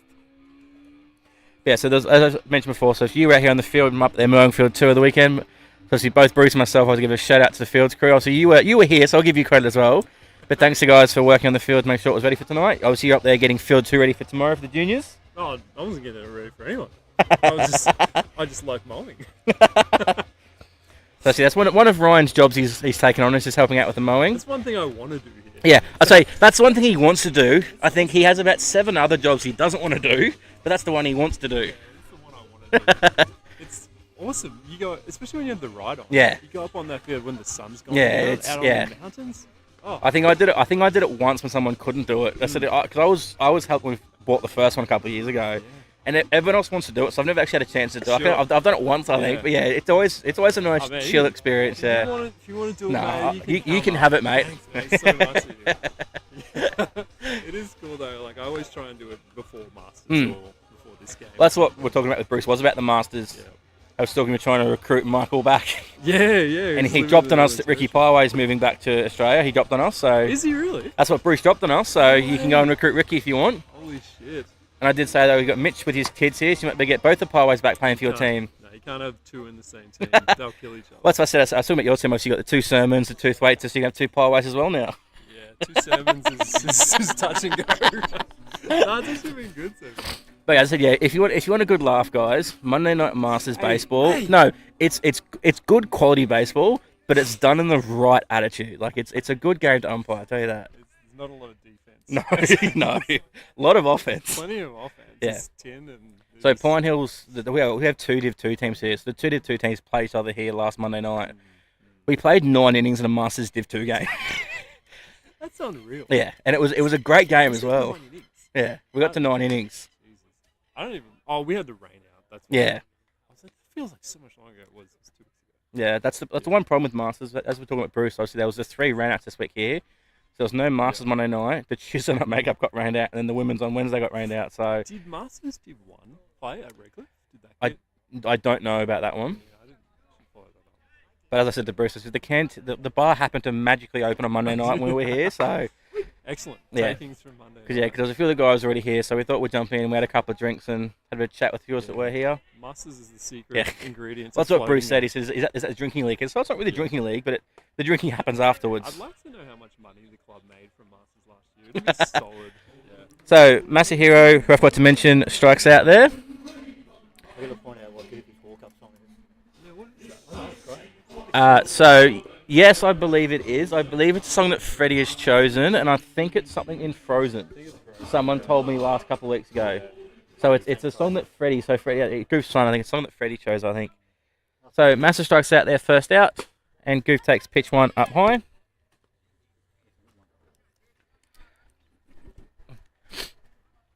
But yeah, so as we're talking about with Bruce, obviously, so Bruce said he thinks this is the 20th or the 21st year of the Mutch Cup, but there's been 18 or 19 occurrences of it he was talking about. So, do you know the record?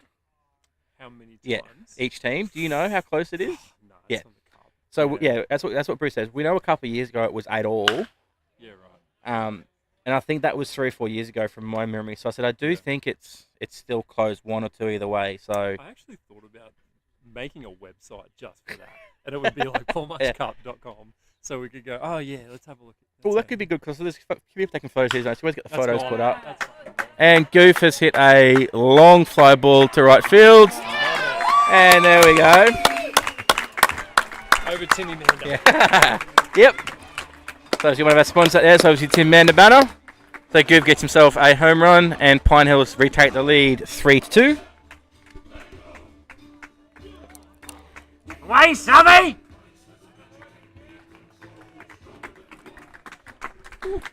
So Goof got a wonderful pitch hit there and did not miss any of that. That's also why my car's parked out in centre field, because I've never seen someone hit a ball out in that part of the field. So I think my car's safe out there. You say? Close. Yeah. Oh, I lie. Where you are is pretty- I will lie. I have seen one hit out there, but it was Jack Gravity swinging a 10 bat under 20s. Oh, sorry, I lied. It was Hayden Timblake swinging a 10 bat under 20s. So not really a credible one. So you're not going to see that here tonight. So out comes Coach Ken McDonald. So after a home run, he grabs the ball here off Daiki Kimoto. So Daiki's had a great evening so far. What's he got? 1, 2, 3, 4, 5, 6 strikeouts so far. Just checking my sheet here. Well, I got my note here. I got 6 strikeouts. Mate, is that what Bull Cobb says? Let's have a look. Let's see how good I am. Windsor. Dikey. Yeah, hang on, that's old. Need a refresh. It had me as 16. Yeah, there you go. 6 strikeouts. So good job there by Daiki. And coming into pitch here will be Cooper Thompson. So we have a Thompson battery here with Thompson as the coach. And Thompson Yeah. generated Yeah. mound also. Indeed, yeah. Product of Yeah. his work. Home plate as well. So Conflict of interest, I actually think. So Daiki will stay in the game as the DH, but Cooper will come in to pitch. So you'll still see Daiki out in the field rest of the game using that Otani rule. Oh, so where is he going? Okay. No, he stays as DH. Oh, So he just moves to DH, DH now. Yeah.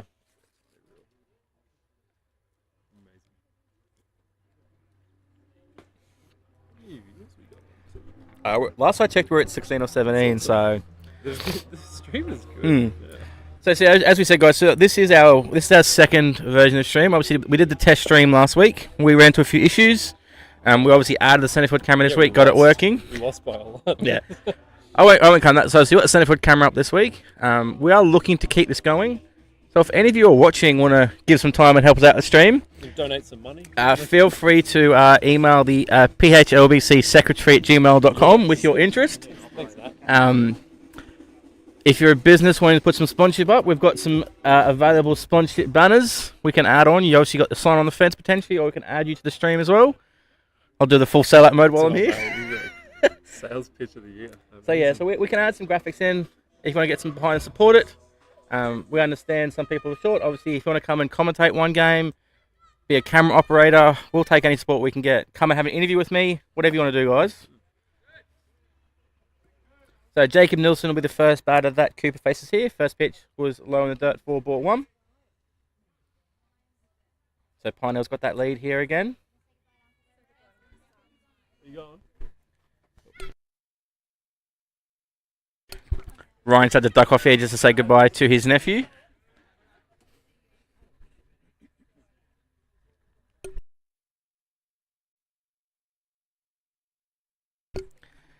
So I'll keep chatting here while Ryan's just stepped out for a second. And Coop leaves that one high. I think that moves us to a 3-ball count. Yep, Kennedy puts it up. 3 balls here on Jacob.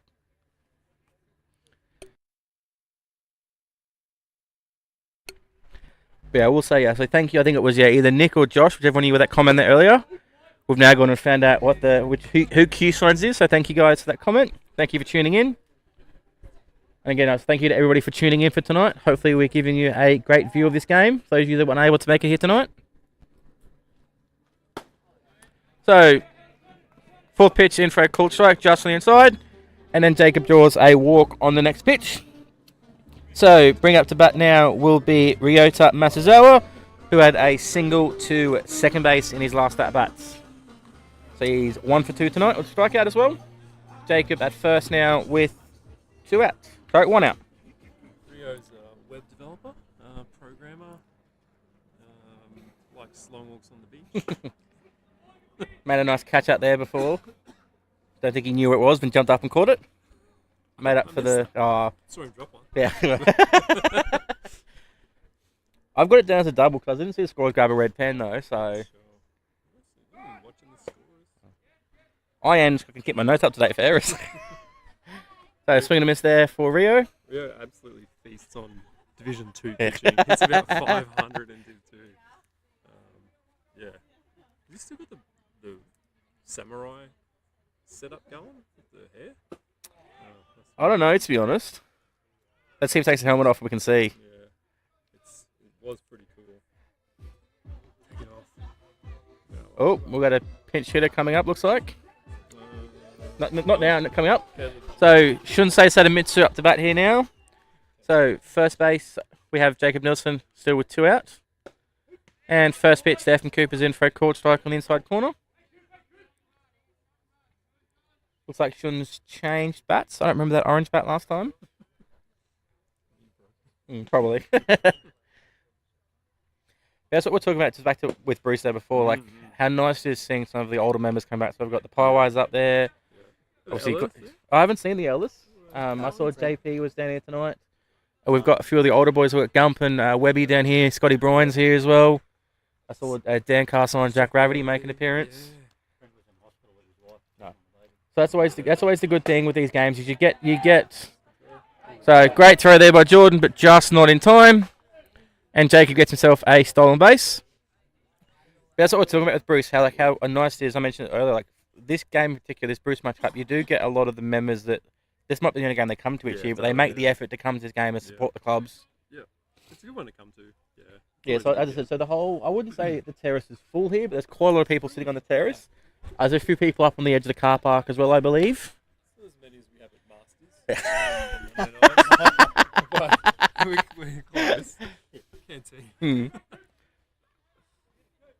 I see a canteen will be having a great job tonight. So give a shout out to Sky, Brock, and Lyndall up there running the canteen tonight. Is Ray not? No, so Ray just does the weekend. So Sky does our Friday nights. Oh, yes. So Shun hits a line drive out to left field. Angelo gets over and cuts it off. Throws to second. And Jacob will come home and score. So a single. So a single there to left field for Shun. That gives us another run.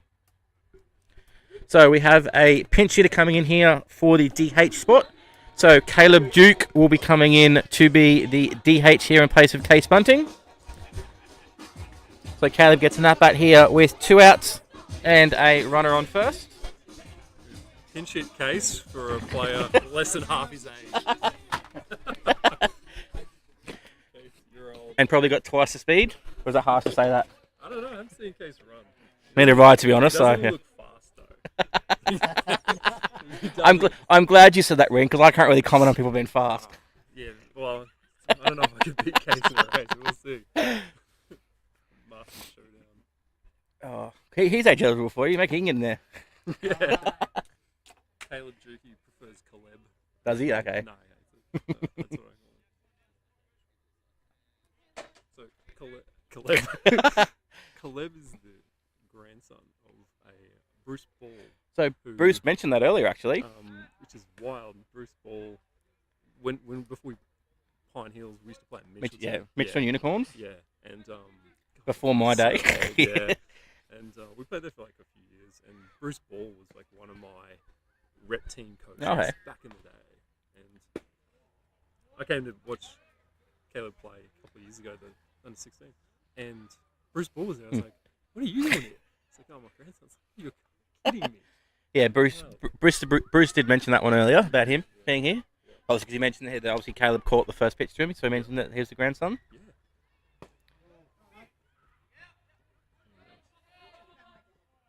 Yeah. Yeah, how wild it was. So we just got some comments from the grandstand here.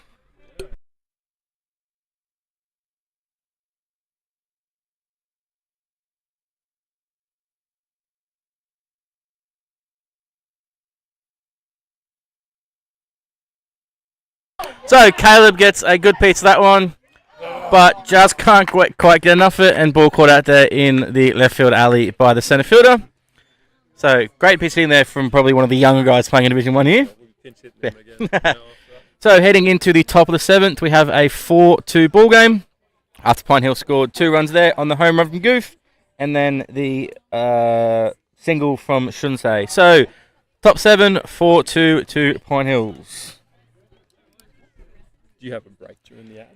If you want to, we can keep talking if you want. No, I'm just wondering, like, how do the pros do it? We have been having a break with some music, but we can keep talking. With Bruce here, we just kept talking through it. So. Yeah. What was I going to say? We were talking about Bruce Ball. Yeah. Yeah, it's wild, man, to see. Like, when did you join Pine Hills? So I started. So this is my 21st year playing. I met you in 06. Yeah. This is my 21st year, and I had 2 years overseas. So I started that 2001. Something like that. Yeah. Okay. I started when I was 10. So 2001 I started. So I started first year of what was under 12s. So 2001. Yeah. It's so hard to think back. It's so long ago. But yeah. So Ryan coached me quite a few years in junior. So. And we haven't played together much. Yeah, we've played. We've had it. My 1-1 game I played with you guys. Yeah. But an actual game, no, I think we've played a full game together. It's coming. Yeah. As I said to Bruce, give me a couple of years and I'll be master with you boys. I could just come down on a Sunday. Yeah. It would be totally As I said, I tried to change the rules so I could play masters, but no one wanted to agree with me to have one 30-year-old playing. Everyone just laughed at me. So guys, like, every week you're short on masters. Just have one 30-year-old. That's actually not bad. That's not a bad. But I got laughed at the company when I said that, Ryan. So maybe you can suggest it then next year. No, listen to me, man. One of the rules I want for masters, especially Masters Div 2, there's no walks. All 4, you bring a tee out and you hit off the tee. Like, we should consider this. I think a lot of guys would like that. So I'm not sure if the camera's picking it up, but we do actually have quite a few kids out on the rookie Woodford at the back there. If I can get Glenn to potentially swap camera for us quickly. So quite a lot of the kids here, obviously with their parents, enjoying the game here on the hill. They're out on the rookie field. They're having some fun together. That's just great, Glenn. Thank you for the camera shot there, Glenn. Lovely. So nice to have some of obviously the parents up on the hill here just enjoying themselves with a few light beverages. Kids come out there out by themselves. So Jeremy's still on the mound here for Pine Hills. Leading off for Windsor will be the second baseman in Zach Maggs. Played his juniors here at Pine Hills. And then I believe he went to Windsor because he just was living there. Yeah. Come on. Yeah, so there's a few Pine Hills juniors on his Windsor team. I think I'm not sure if Dykey played here, but his brother definitely did. Dykey? Yeah. Really? His brother played here because he both played with my brother. No way. And then Lockie Roberts played here as well. No, I didn't know that. Yeah. So there's 3 Pine Hills players on this Windsor team. Tim's used to play at Pine Hills. I don't think he's playing much nowadays. So straight back at Jeremy. Gets up and makes the out at first. There's quite a lot of players who play for both Pine Hills and Windsor. That's what we mentioned there earlier, and that's also why this game is played in the atmosphere. You've got a lot of guys that either play with you guys at Metro or know each other or swap clubs, so the game's always played in the right atmosphere and attitude as well. Yeah, you want to win, but you're also a good man. Yeah. Like, So we'll see if we can keep the stream rolling at the end, guys. Well, obviously we have the 2 presentations. Obviously there'll be the Paul Mutch Cup and then the John McCann Medal. It is John McCann, right? Yeah. Not much gets. It is the Paul Mutch Cup, but the John McCann aspect of it probably doesn't get enough. So I'm not sure if people want to talk. I say you probably. I can talk about John because I know about the medal, but I don't know anything about him. So if you just want to give a little bit about John, the cup was going for maybe 2 years, I think, at that point, and then John passed away, and he. So John's a life member at Windsor, is he? Yeah. He was the president. I don't think he was the president when he passed away. I think Reedy was at that point, but John was the president before that. And when I was at Windsor, John was, and just like one of the greatest guys we met. Like you couldn't say a bad word about John. But also like super smart, interesting, and you go to his funeral and we learned so much stuff about other stuff that he could do and did. But yeah, so when he passed away, it was pretty devo, and I think at that point it was just thought, let's bolt this onto this game as well and commemorate that. Because his son normally presents the award, doesn't he? Jimmy? Is Jimmy here tonight? He's not here tonight. He couldn't make it, but I used to when Jimmy was he was going to college to play baseball. I was tutoring him in algebra and biology. Like, shit, John, am I the best you could get to tutor Jimmy for that? But I would go over there every week and hang out. And John was awesome. He'd just hang out. And I felt like he was a mate as well. Yeah. And then, that's what I thought. You're probably the best person. So I know about the medal, but don't know the history behind it. So it's good to get that added to it. So that's where it came from. Just such a great dude. Mark Reedy would have more to say. Yeah. So we have a strikeout there for Kai. So Jeremy goes 1, 2, 3 here in the 7th. Heading into bottom 7, we have a 4-2 ball game. So so I said at the end of the game, there'll be the presentation of the Paul Mutch Cup for the winning team. And then we'll also have the presentation of the John McCann medal for tonight's MVP. So I said we'll try to keep the stream rolling, guys. Might not get audio for it. I might still commentate it, but we'll see. But then we'll try to get the commentary at the end for those 2 presentations once the game concludes. As we mentioned, obviously, I think we've got a confirmation in the chat from either Nick Meccano or Josh Kurz. Obviously, with Windsor wearing the 35 jerseys tonight. So confirmed it's the first year of them wearing them. Yeah, it is. I noticed that. Who organised that? So I don't know who. We haven't got a confirmation in chat, but we got confirmed it is their first year. It reeks of a Kieran Cook move. Oh, okay. Like Cookie might have teed that up. So I asked Bruce, is he going to have a half and half for next year? So he did say he's going to hit up the Windsor and try and get one for himself as well. So I said, yeah, it wouldn't surprise me. At the end of the game, we are going to get there'll be a photo of both teams. I'd say you'll get that shot of both of them, assuming in there. So he's got a bit of an intruder on the field here. Not sure that's made on the camera. I don't think it did. No, it didn't make the camera, but we'll see if it quickly comes on here. Or has it been saved from the camera shot? No, I didn't make it. It's had a bit of a pitch invasion there from a Sutherland running on the field, but he got saved there by both Dad and Granddad. Grace is up here panicking on the hill. So Cooper's finished his warm-up tosses, and here we go with bottom of the 7th. Leading off for Pine Hills will be top of the order in Danny Yonomura. Bit of a quiet night for Danny tonight with the bat, but he's made some amazing plays in the field to make up for it. I won't call them both diving catches, but one diving, one stretch out catch there at second base. A couple of ground balls Willie's made. And hits that one straight into the shift. And Zach Mag comes up and gets the out there. So as I mentioned before, obviously Windsor playing the shift with a lot of these Pine Hills batters. Makes it hard to hit the ball, so the catch normally get to. But obviously they do it because it works for them. Is there a shift rule? So, not in our rule. So it's in the official baseball rules. Yeah. We're not official. No, so we normally adopt those rules a year after they come in. Yeah. So we'll have those ones in place next season. So that'll be, or the pitch clock is on. We're probably not going to include because there's no clocks for it. But we're looking to have. There's talk of having obviously the pick-off numbers. So Okay, the yeah. 2 pick-offs, the shift rule, and then the bigger bases. Yeah, I was like, So- let's go with the big bases. So the discussion, I've stepped back from the committee now, but the discussion with the committee was it needs to be a Baseball Australia decision, potentially, Yep. or even Baseball Queensland, because we don't decide that sort of stuff. That sort of comes from above the league. Yeah, right. So we'll sort of be waiting for that. Our new pitch on the mound here for Windsor Royals is, I believe, that's Hayden Snell. Because it's definitely not Go Tanabe and Cooper Wallace as a righty. So my limited options mean it has to be Hayden Snell. Unless they've added another player to their bench. But that definitely is Hayden Snell throwing, seeing that motion. Yeah, So Hayden Snell comes in relief here of Cooper Thompson. That's a comment that Bruce made earlier. How I recognised all these players. I said, Bruce, it's a lot of these guys I've either played with or played against or commentated on in the past. So You should, for all the future league drafts, you should be in the room and people can they get one Matt Glasson, call a Glasson every draft. It's like, oh shit, I don't know who to take last week. Yeah, Maybe Longy. well, that was the comment. Obviously, our first game of the season says the Bruce in Div 3 this year that we played Bean Lee and I knew no one on the other team, Yeah. which surprised everyone. Yeah. So first time in a couple of years that's happened, but because I've been around for quite a few years now in the senior ranks with my role as well. A lot of guys do know who I am. So, You see a lot of people, man. and obviously, if I'm not playing, I'm umpiring games. That's So. true. Yeah, that's actually true. So I said, even though I'm not eligible for Masters, I've umpired Masters now for the last 4 or 5 years, so I know most of the guys playing there as well. So, which is why a lot of guys assume I'm age eligible because I've been around for so long. It's like, no, guys, I've got 3 more years to go.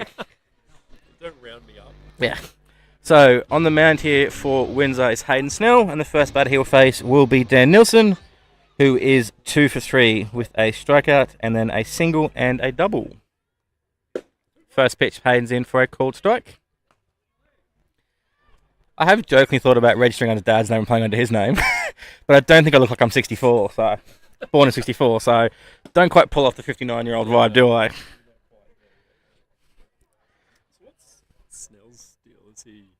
So Does he play overseas or is he college? Or? I believe he is at college. We'll see if Mr. Q Signs in the chat can answer that question for us to confirm it for us. But I do believe that Snell is at college. I know that Callum Wallace is with the Dodgers. I don't know who Snell's with. So if someone in the chat would like to answer that question for me. Callum Wallace, 2 years ago, I was playing Div 2, and we played Windsor, and this squid was on the mound, and it's like, this guy's throwing pretty hard. Then we find out Lammy had a gun on him. It's like, yeah, he's throwing 90. Playing Div 2 to face guys throwing 90? Why is he doing So Dan strikes out there, and that brings up our import catcher for Pine Hills in Wataru Kumagai. Some lovely music there. Skating on thin ice. So they had a very hot opening season. Lovely swing there, but just didn't quite connect. Yeah, very hot opening to his first couple of games and been a bit quiet since then, I'd say. Getting used to the sirloin steaks. Yeah. Or he picked Wataru up from the airport. He had no luggage. They lost his luggage. He had his baseball gear. That's all he cared about. I was about to say, did he care about his luggage for his baseball gear, didn't he? Yeah. He has like about $8,000 Yeah. of gear. So hits the ball off the end of the bat. And Angelo comes in and makes a catch. So that's a back-to-back fly balls to left field for Wataru. So 2 out now. So 3 out, sorry. I must have had your line there. So 3 out now. So heading into the top of the 8th. Still have that 4-2 scoreline. Right. Which says a thank you to Ryan for coming down and having a chat with us tonight. Thanks for having me. No worries. See you next week. I'll be here. All right, I'm going to take a quick break here, guys. Give myself a stretch and a drink. I'll pass over to Longy here for some music while I take a quick break.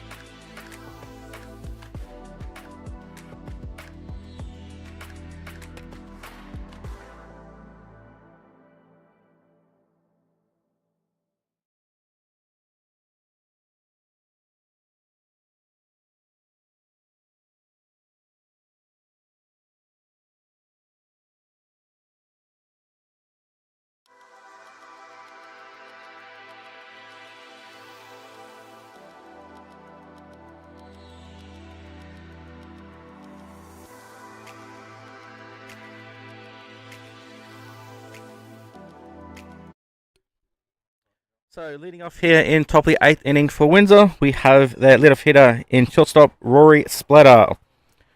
He is 1 for 3 tonight with a double to right field. It's the first pitch foul. So yeah, I'd just like to say apologies guys, obviously we just had Ryan Thwaites up here. I just had a message saying you guys couldn't hear him for some of those questions. So I'll say hopefully we got enough of the conversation in there. But I would like to just apologise. This is a work in progress for us. This is our second stream here, so just adapting. Only got the one microphone. And that one, off the end of the bat there from Rory, gets out and digs it out. And gets himself a single to centre field. So, leadoff hitter here for Windsor gets on. That brings up catcher Jordan Thompson, who is 0 for 3 today. But yeah, so yeah, only using the one microphone. I do apologise for some of that audio being messed up. So we're just learning and adapting, getting more and more added. So yeah, thank you for that comment, Nick. Which I'll try and get that fixed for any future streams. But again, thank you for tuning in. Glad to have you there, giving some support and help as well. So we're on first, none out. Long hold here from Jeremy, checking his runner. And that one is high on that side, and that'll be ball one. Obviously, Rory over there on first, a very aggressive base runner. So we'll see if he's going to go here in a 2-run ball game.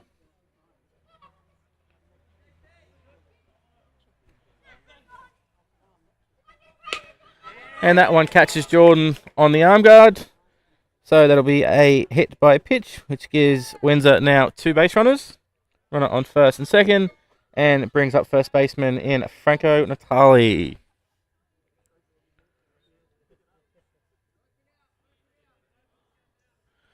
You just see Case coming out of the dugout there. He's making sure that the Pine Hills infielders are working on who's got the throws at different positions.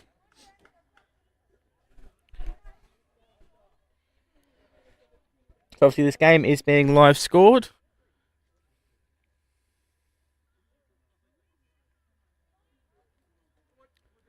So I've got a runner for catcher here at first base. So yeah, so this game is being live scored. So there is a My Ball Club link. If you don't have the link saved, if you go to the Baseball Queensland GBL website, there'll be a link to the live scoring there.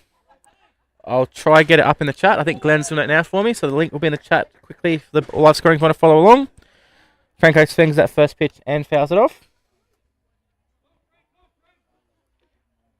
Yeah, so we'll try to get the live scoring link up in the chat. I forgot to mention it earlier, but yeah, game being live scored, so you can follow along with the scoring as well as you're watching. Or just listen to my updates. I'm trying to keep track of what's going on. So very aggressive base running there by Rory. Long hold by Jeremy. And the batter calls time. Keep us at a 1-strike count. We obviously also have the Bandits playing here tonight in Brisbane. Hopefully some of you may be tuning into both games at once, watching along. And a big swing and a miss there from Franco. And that will be strike 2. So the link has just been posted in the chat. So yes, live scoring link is in the chat if you guys want to have a look at what's happened so far in these first 7 innings.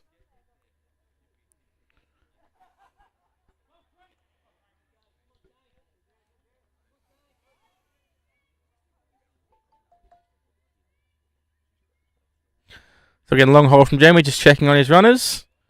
And that one is left up high, and that'll be a 1-2 count.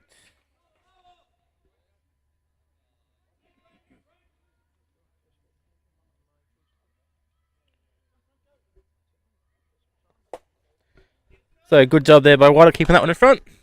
Moves us to 2-2.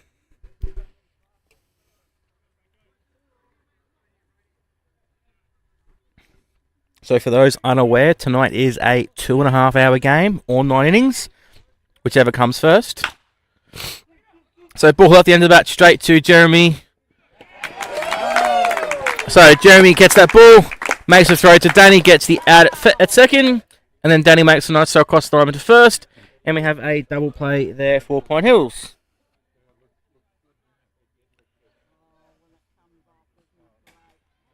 So with 2 out now, runner over on third base in Rory, brings up to bat the centre fielder for Windsor in Michael Cone. Michael is 0 for 3 tonight with a fly out, a fielder's choice, and a strikeout. It's that first pitch foul up the third base line.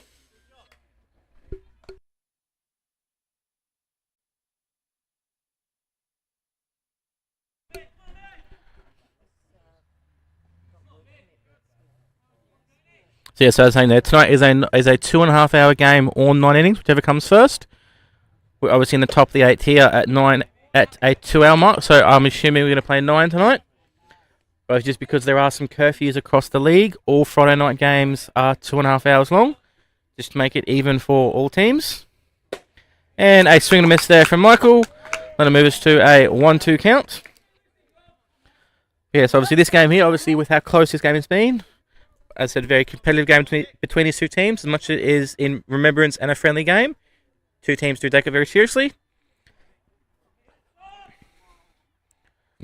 And that one is just left high there by Jeremy. Moves us to 2-2. Middle infielder is just backing up behind the throw there, making sure that run doesn't score from third base. On overthrow from the catcher. So 2-2. Crowd gone quiet here. Focusing on this pitch from Jeremy. Runner from third base just being aggressive over there. Backtracks. And a swing and a miss there. Bit of attitude from Jeremy.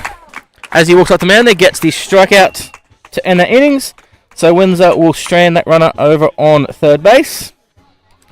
As we head into the bottom of the 8th, Pine Hill still has a 4-2 lead.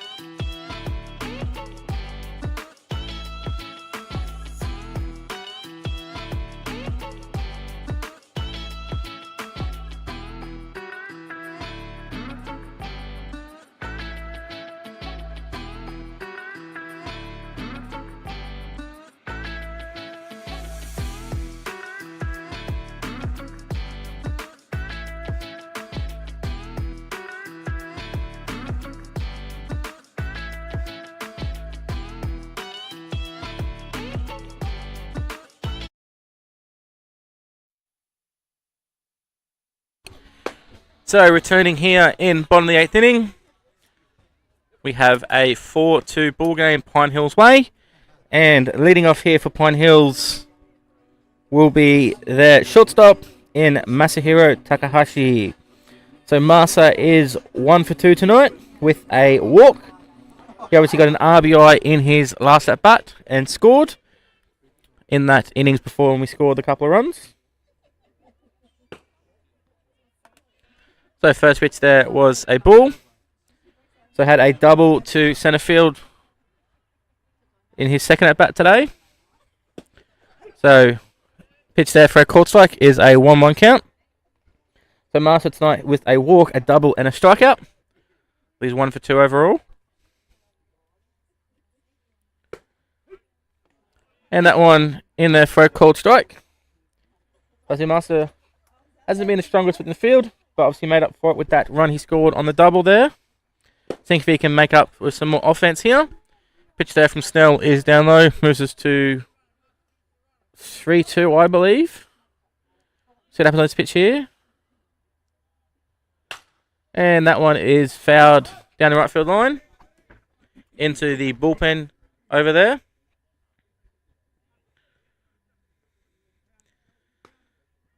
Gary Kennedy showing off his arm there. Throwing that one back to the pitcher.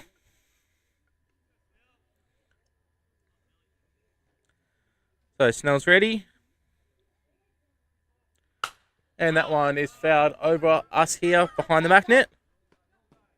Up on the hill here in front of the SES building. Hopefully those kids go and grab it. Yep, they're on it. So Pointer's looking for a base run here, trying to extend their lead, hitting into top of the ninth. And that one is hit out to right field. Karpathic went back first, but then comes in and makes the catch. And that'll be a fly ball to right field for the first out. So that brings up now Goof Sullivan. So Goofy is 2 for 3 today. Had a home run in his last at bat and had a single to right field earlier. So Goofy is responsible for 2 of the runs tonight. Obviously hit himself in on the home run. Had an RBI in his single to right field. And swings at the first pitch there and is strike 1. So Windsor playing that very drastic shift here. Obviously shortstop over in the second base position. And curveball called down the outside corner. Bit of a groan from the crowd here, but it's a close pitch there. So 2 strikes here on Goof. And that one just missing. Hayden can't believe it on the mound. I won't make any comment on that one. But we have a 1-2 count here now. Obviously Frank out first base playing very deep. Goof a very power hitter to the pull side there. And swings and misses in that one. And that'll be a strikeout for the second out of the innings. So 2 out now. That brings up Jacob Nilsson. Jacob is 1 for 2 tonight. Had a double in his first at bat. Grand double play second at bat and a walk in his last at bat. So been on base twice today. And first pitch just missing inside. Put a half ball there, I'd say. This angle. Right height, but yeah, just missing inside. So 1 ball on Jacob. And that one is low, and that'll be ball 2.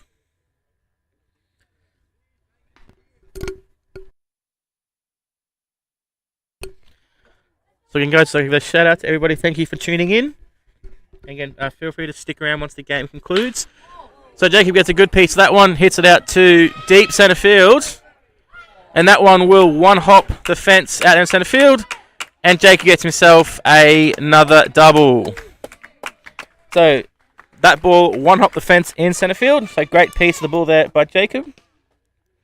So runner on second with 2 out. Going to bring up the right fielder in Ryota Masuzawa.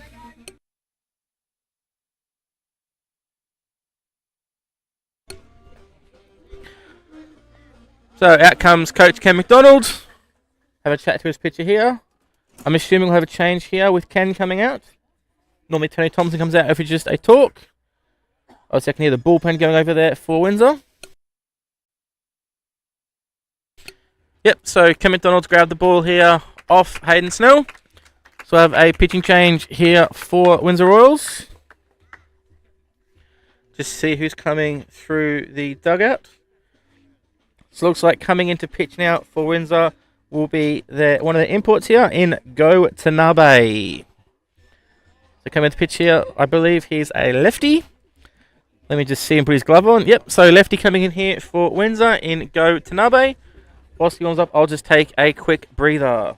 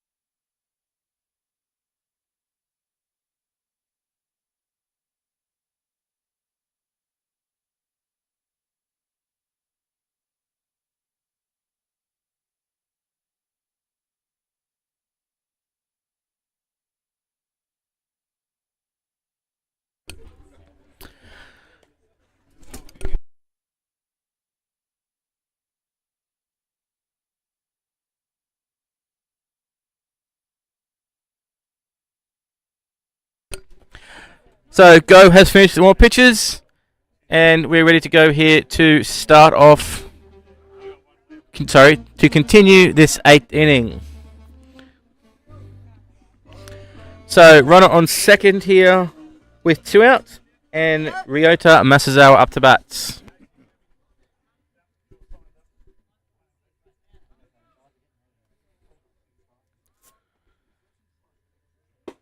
So first pitch, catch the inside corner. That'll be a called strike 1.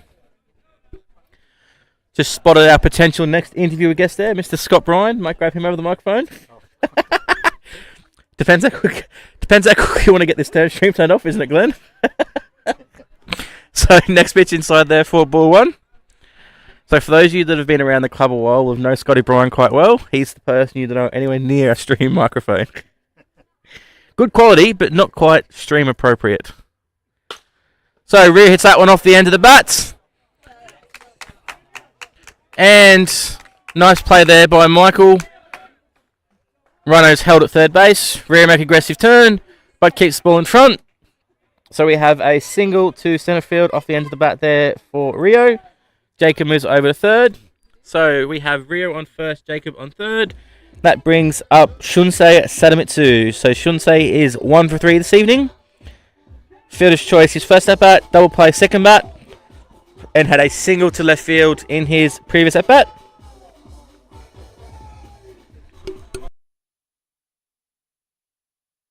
You can just see Jordan Thompson putting on the first to third signs here. Obviously got runners first and third base. You might get a bit of a steal on both ends here. Third baseman playing back, so Jacob will be able to get a very aggressive lead. But with a lefty on the mound, Rhea's got to be kept close at first base there. So Shun swings at the first pitch. That one is fouled into the back net. So 1 strike here for Shun. Again, trying to see if Pine Hills can extend their lead here in this bottom of the 8th. Before Windsor come up with their final chance this game.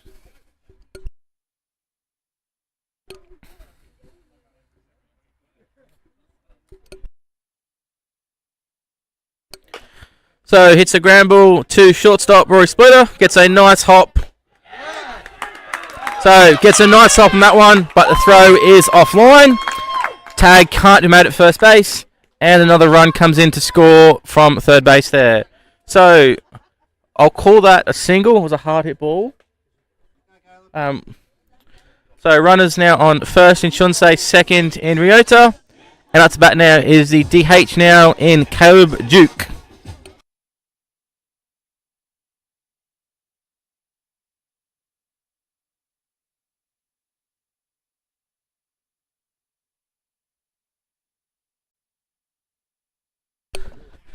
So, swing and a miss there from Caleb on his first pitch. So, obviously, Caleb had a hard line drive out to centre field in his last at bat.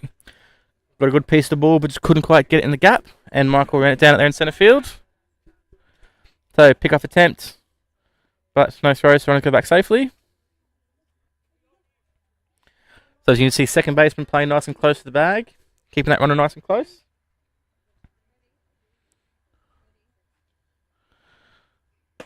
So, pitch outside there, which Caleb swings and misses that, and that'll be strike 2. Great location there from Go. Caleb just couldn't catch up to it. So, 2 strikes here for Caleb. Probably expect the ball curve on the dirt here. See if Caleb can swing and miss at it. Oh, tried to locate low and outside, just missed. So, 1 ball, 2 strikes. Might try here again. Try and put something off speed in the dirt, see if Caleb swings and misses at it.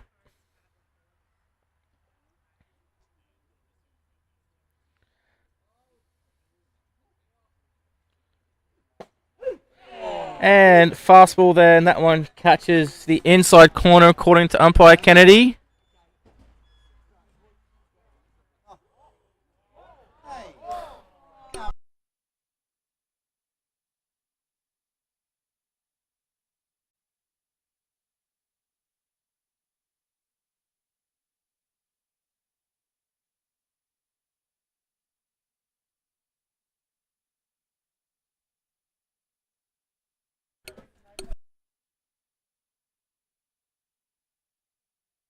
So Caleb strikes out there to end the innings.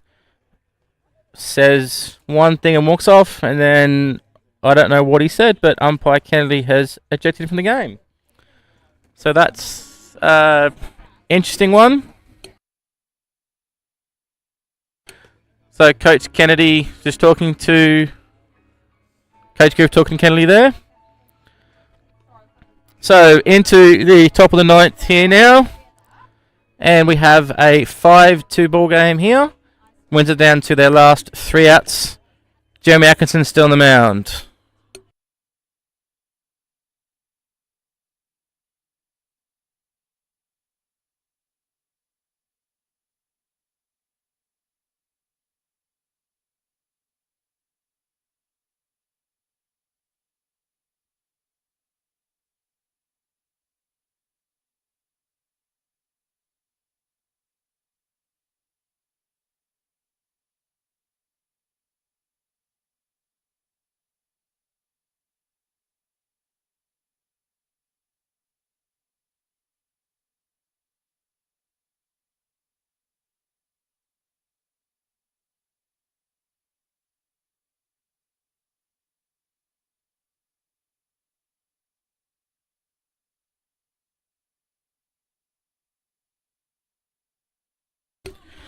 So Windsor down to the final 3 outs, and here we go in the top of the 9th inning.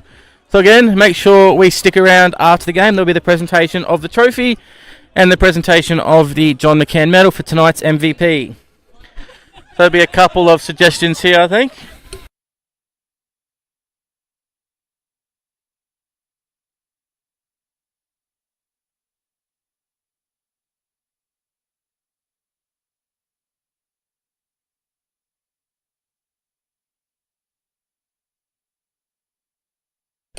So Lockie Roberts up to bat here, fouls the first pitch off over the first base dugout.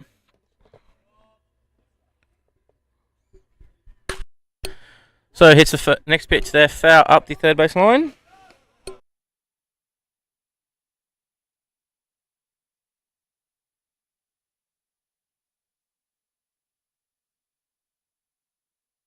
So 2 strikes here on Lachlan.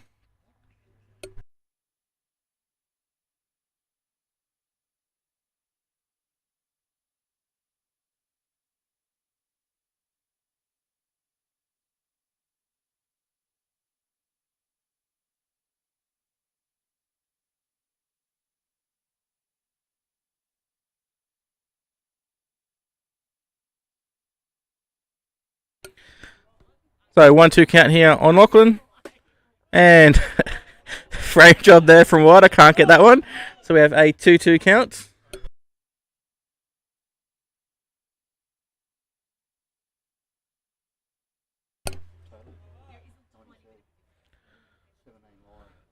And a swing and a miss there from Lachlan. And that'll be a strikeout there for Jeremy for the first out of the innings.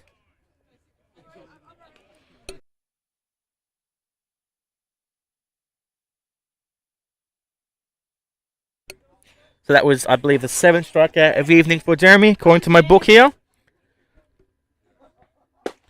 So first pitch there's in for a called strike, and that'll be strike 1 with Angelo Natale up to bat. So Angelo is 0 for 2 tonight with a hit by pitch. And that one is low outside for ball 1. Just see Jeremy just tiring a little bit here. I believe he's up to close to 110 pitches, so he's probably deserved to be tired. But I think this is Jeremy's game here. The only reason he'll come out is his pitch count. And gets the call there in the bottom corner. Moves us to a 1-2 count.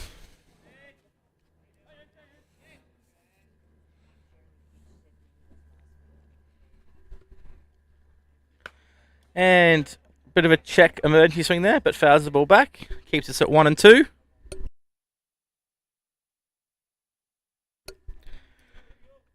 So 1 ball, 2 strikes here on Angelo.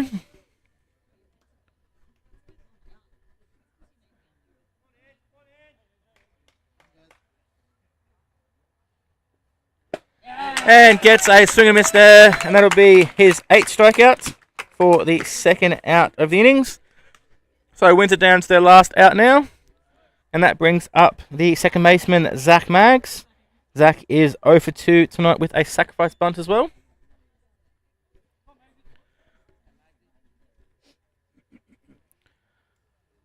So 2 outs and Maggs up to bat.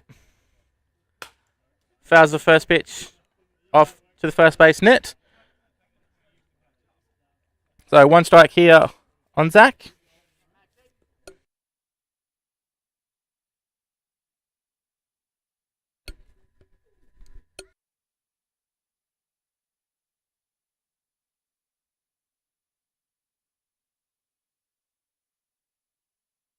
Turn it up. So just missing outside corner there. Moves us to 1-1.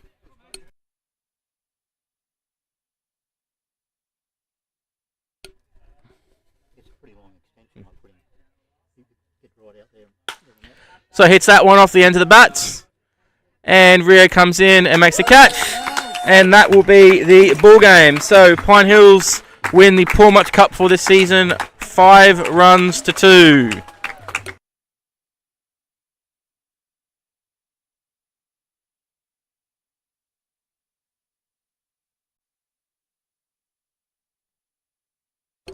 So great, complete game pitching performance there from Jeremy Atkinson.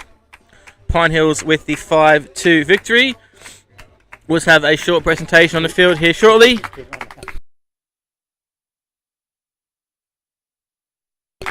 So both teams are shaking hands here. So good job by both teams. Obviously Pine Hills with the 5-2 victory.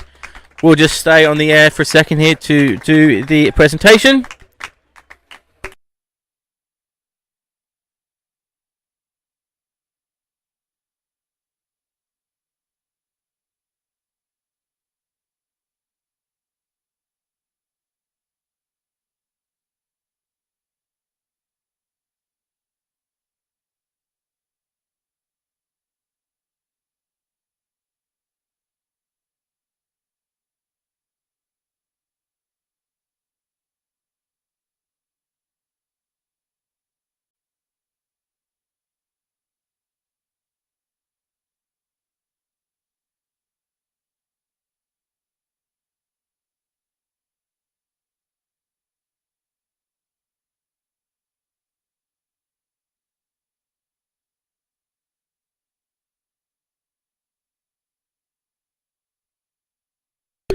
So I'll just try my best here and hopefully pick up the presentation at the end here. So I'll just go quick. Bruce Mutch is out there talking to both teams.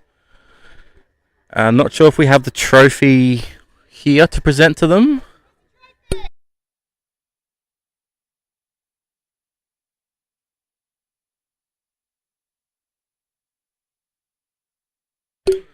So Bruce is talking to both coaches, I think deciding on the winner of the John McCann medal.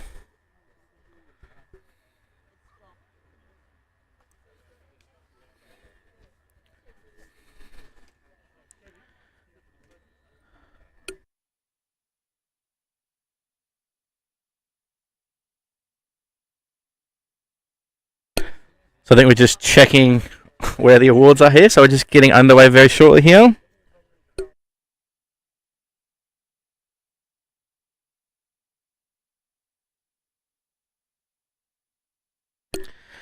So yeah, so presentation coming underway very shortly. I think we're just getting the 2 coaches awarding. All right, here comes Bruce Mutch. I'll just... Thank you all for coming out to this 20th year of the Paul Mutch Cup.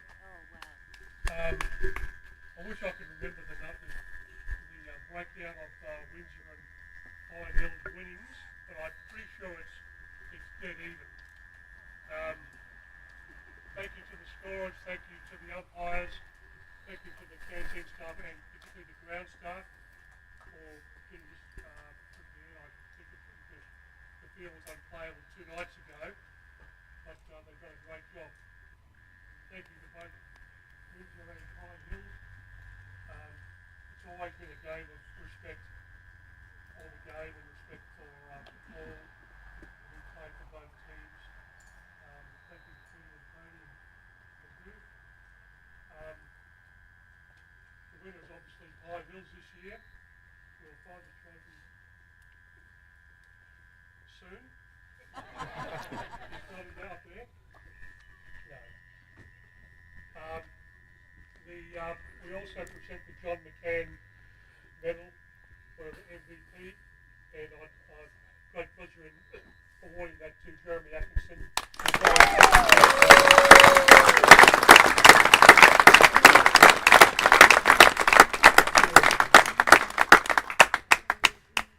Thank you all, and see you all at the Mutch Cup next year at Windsor Oils.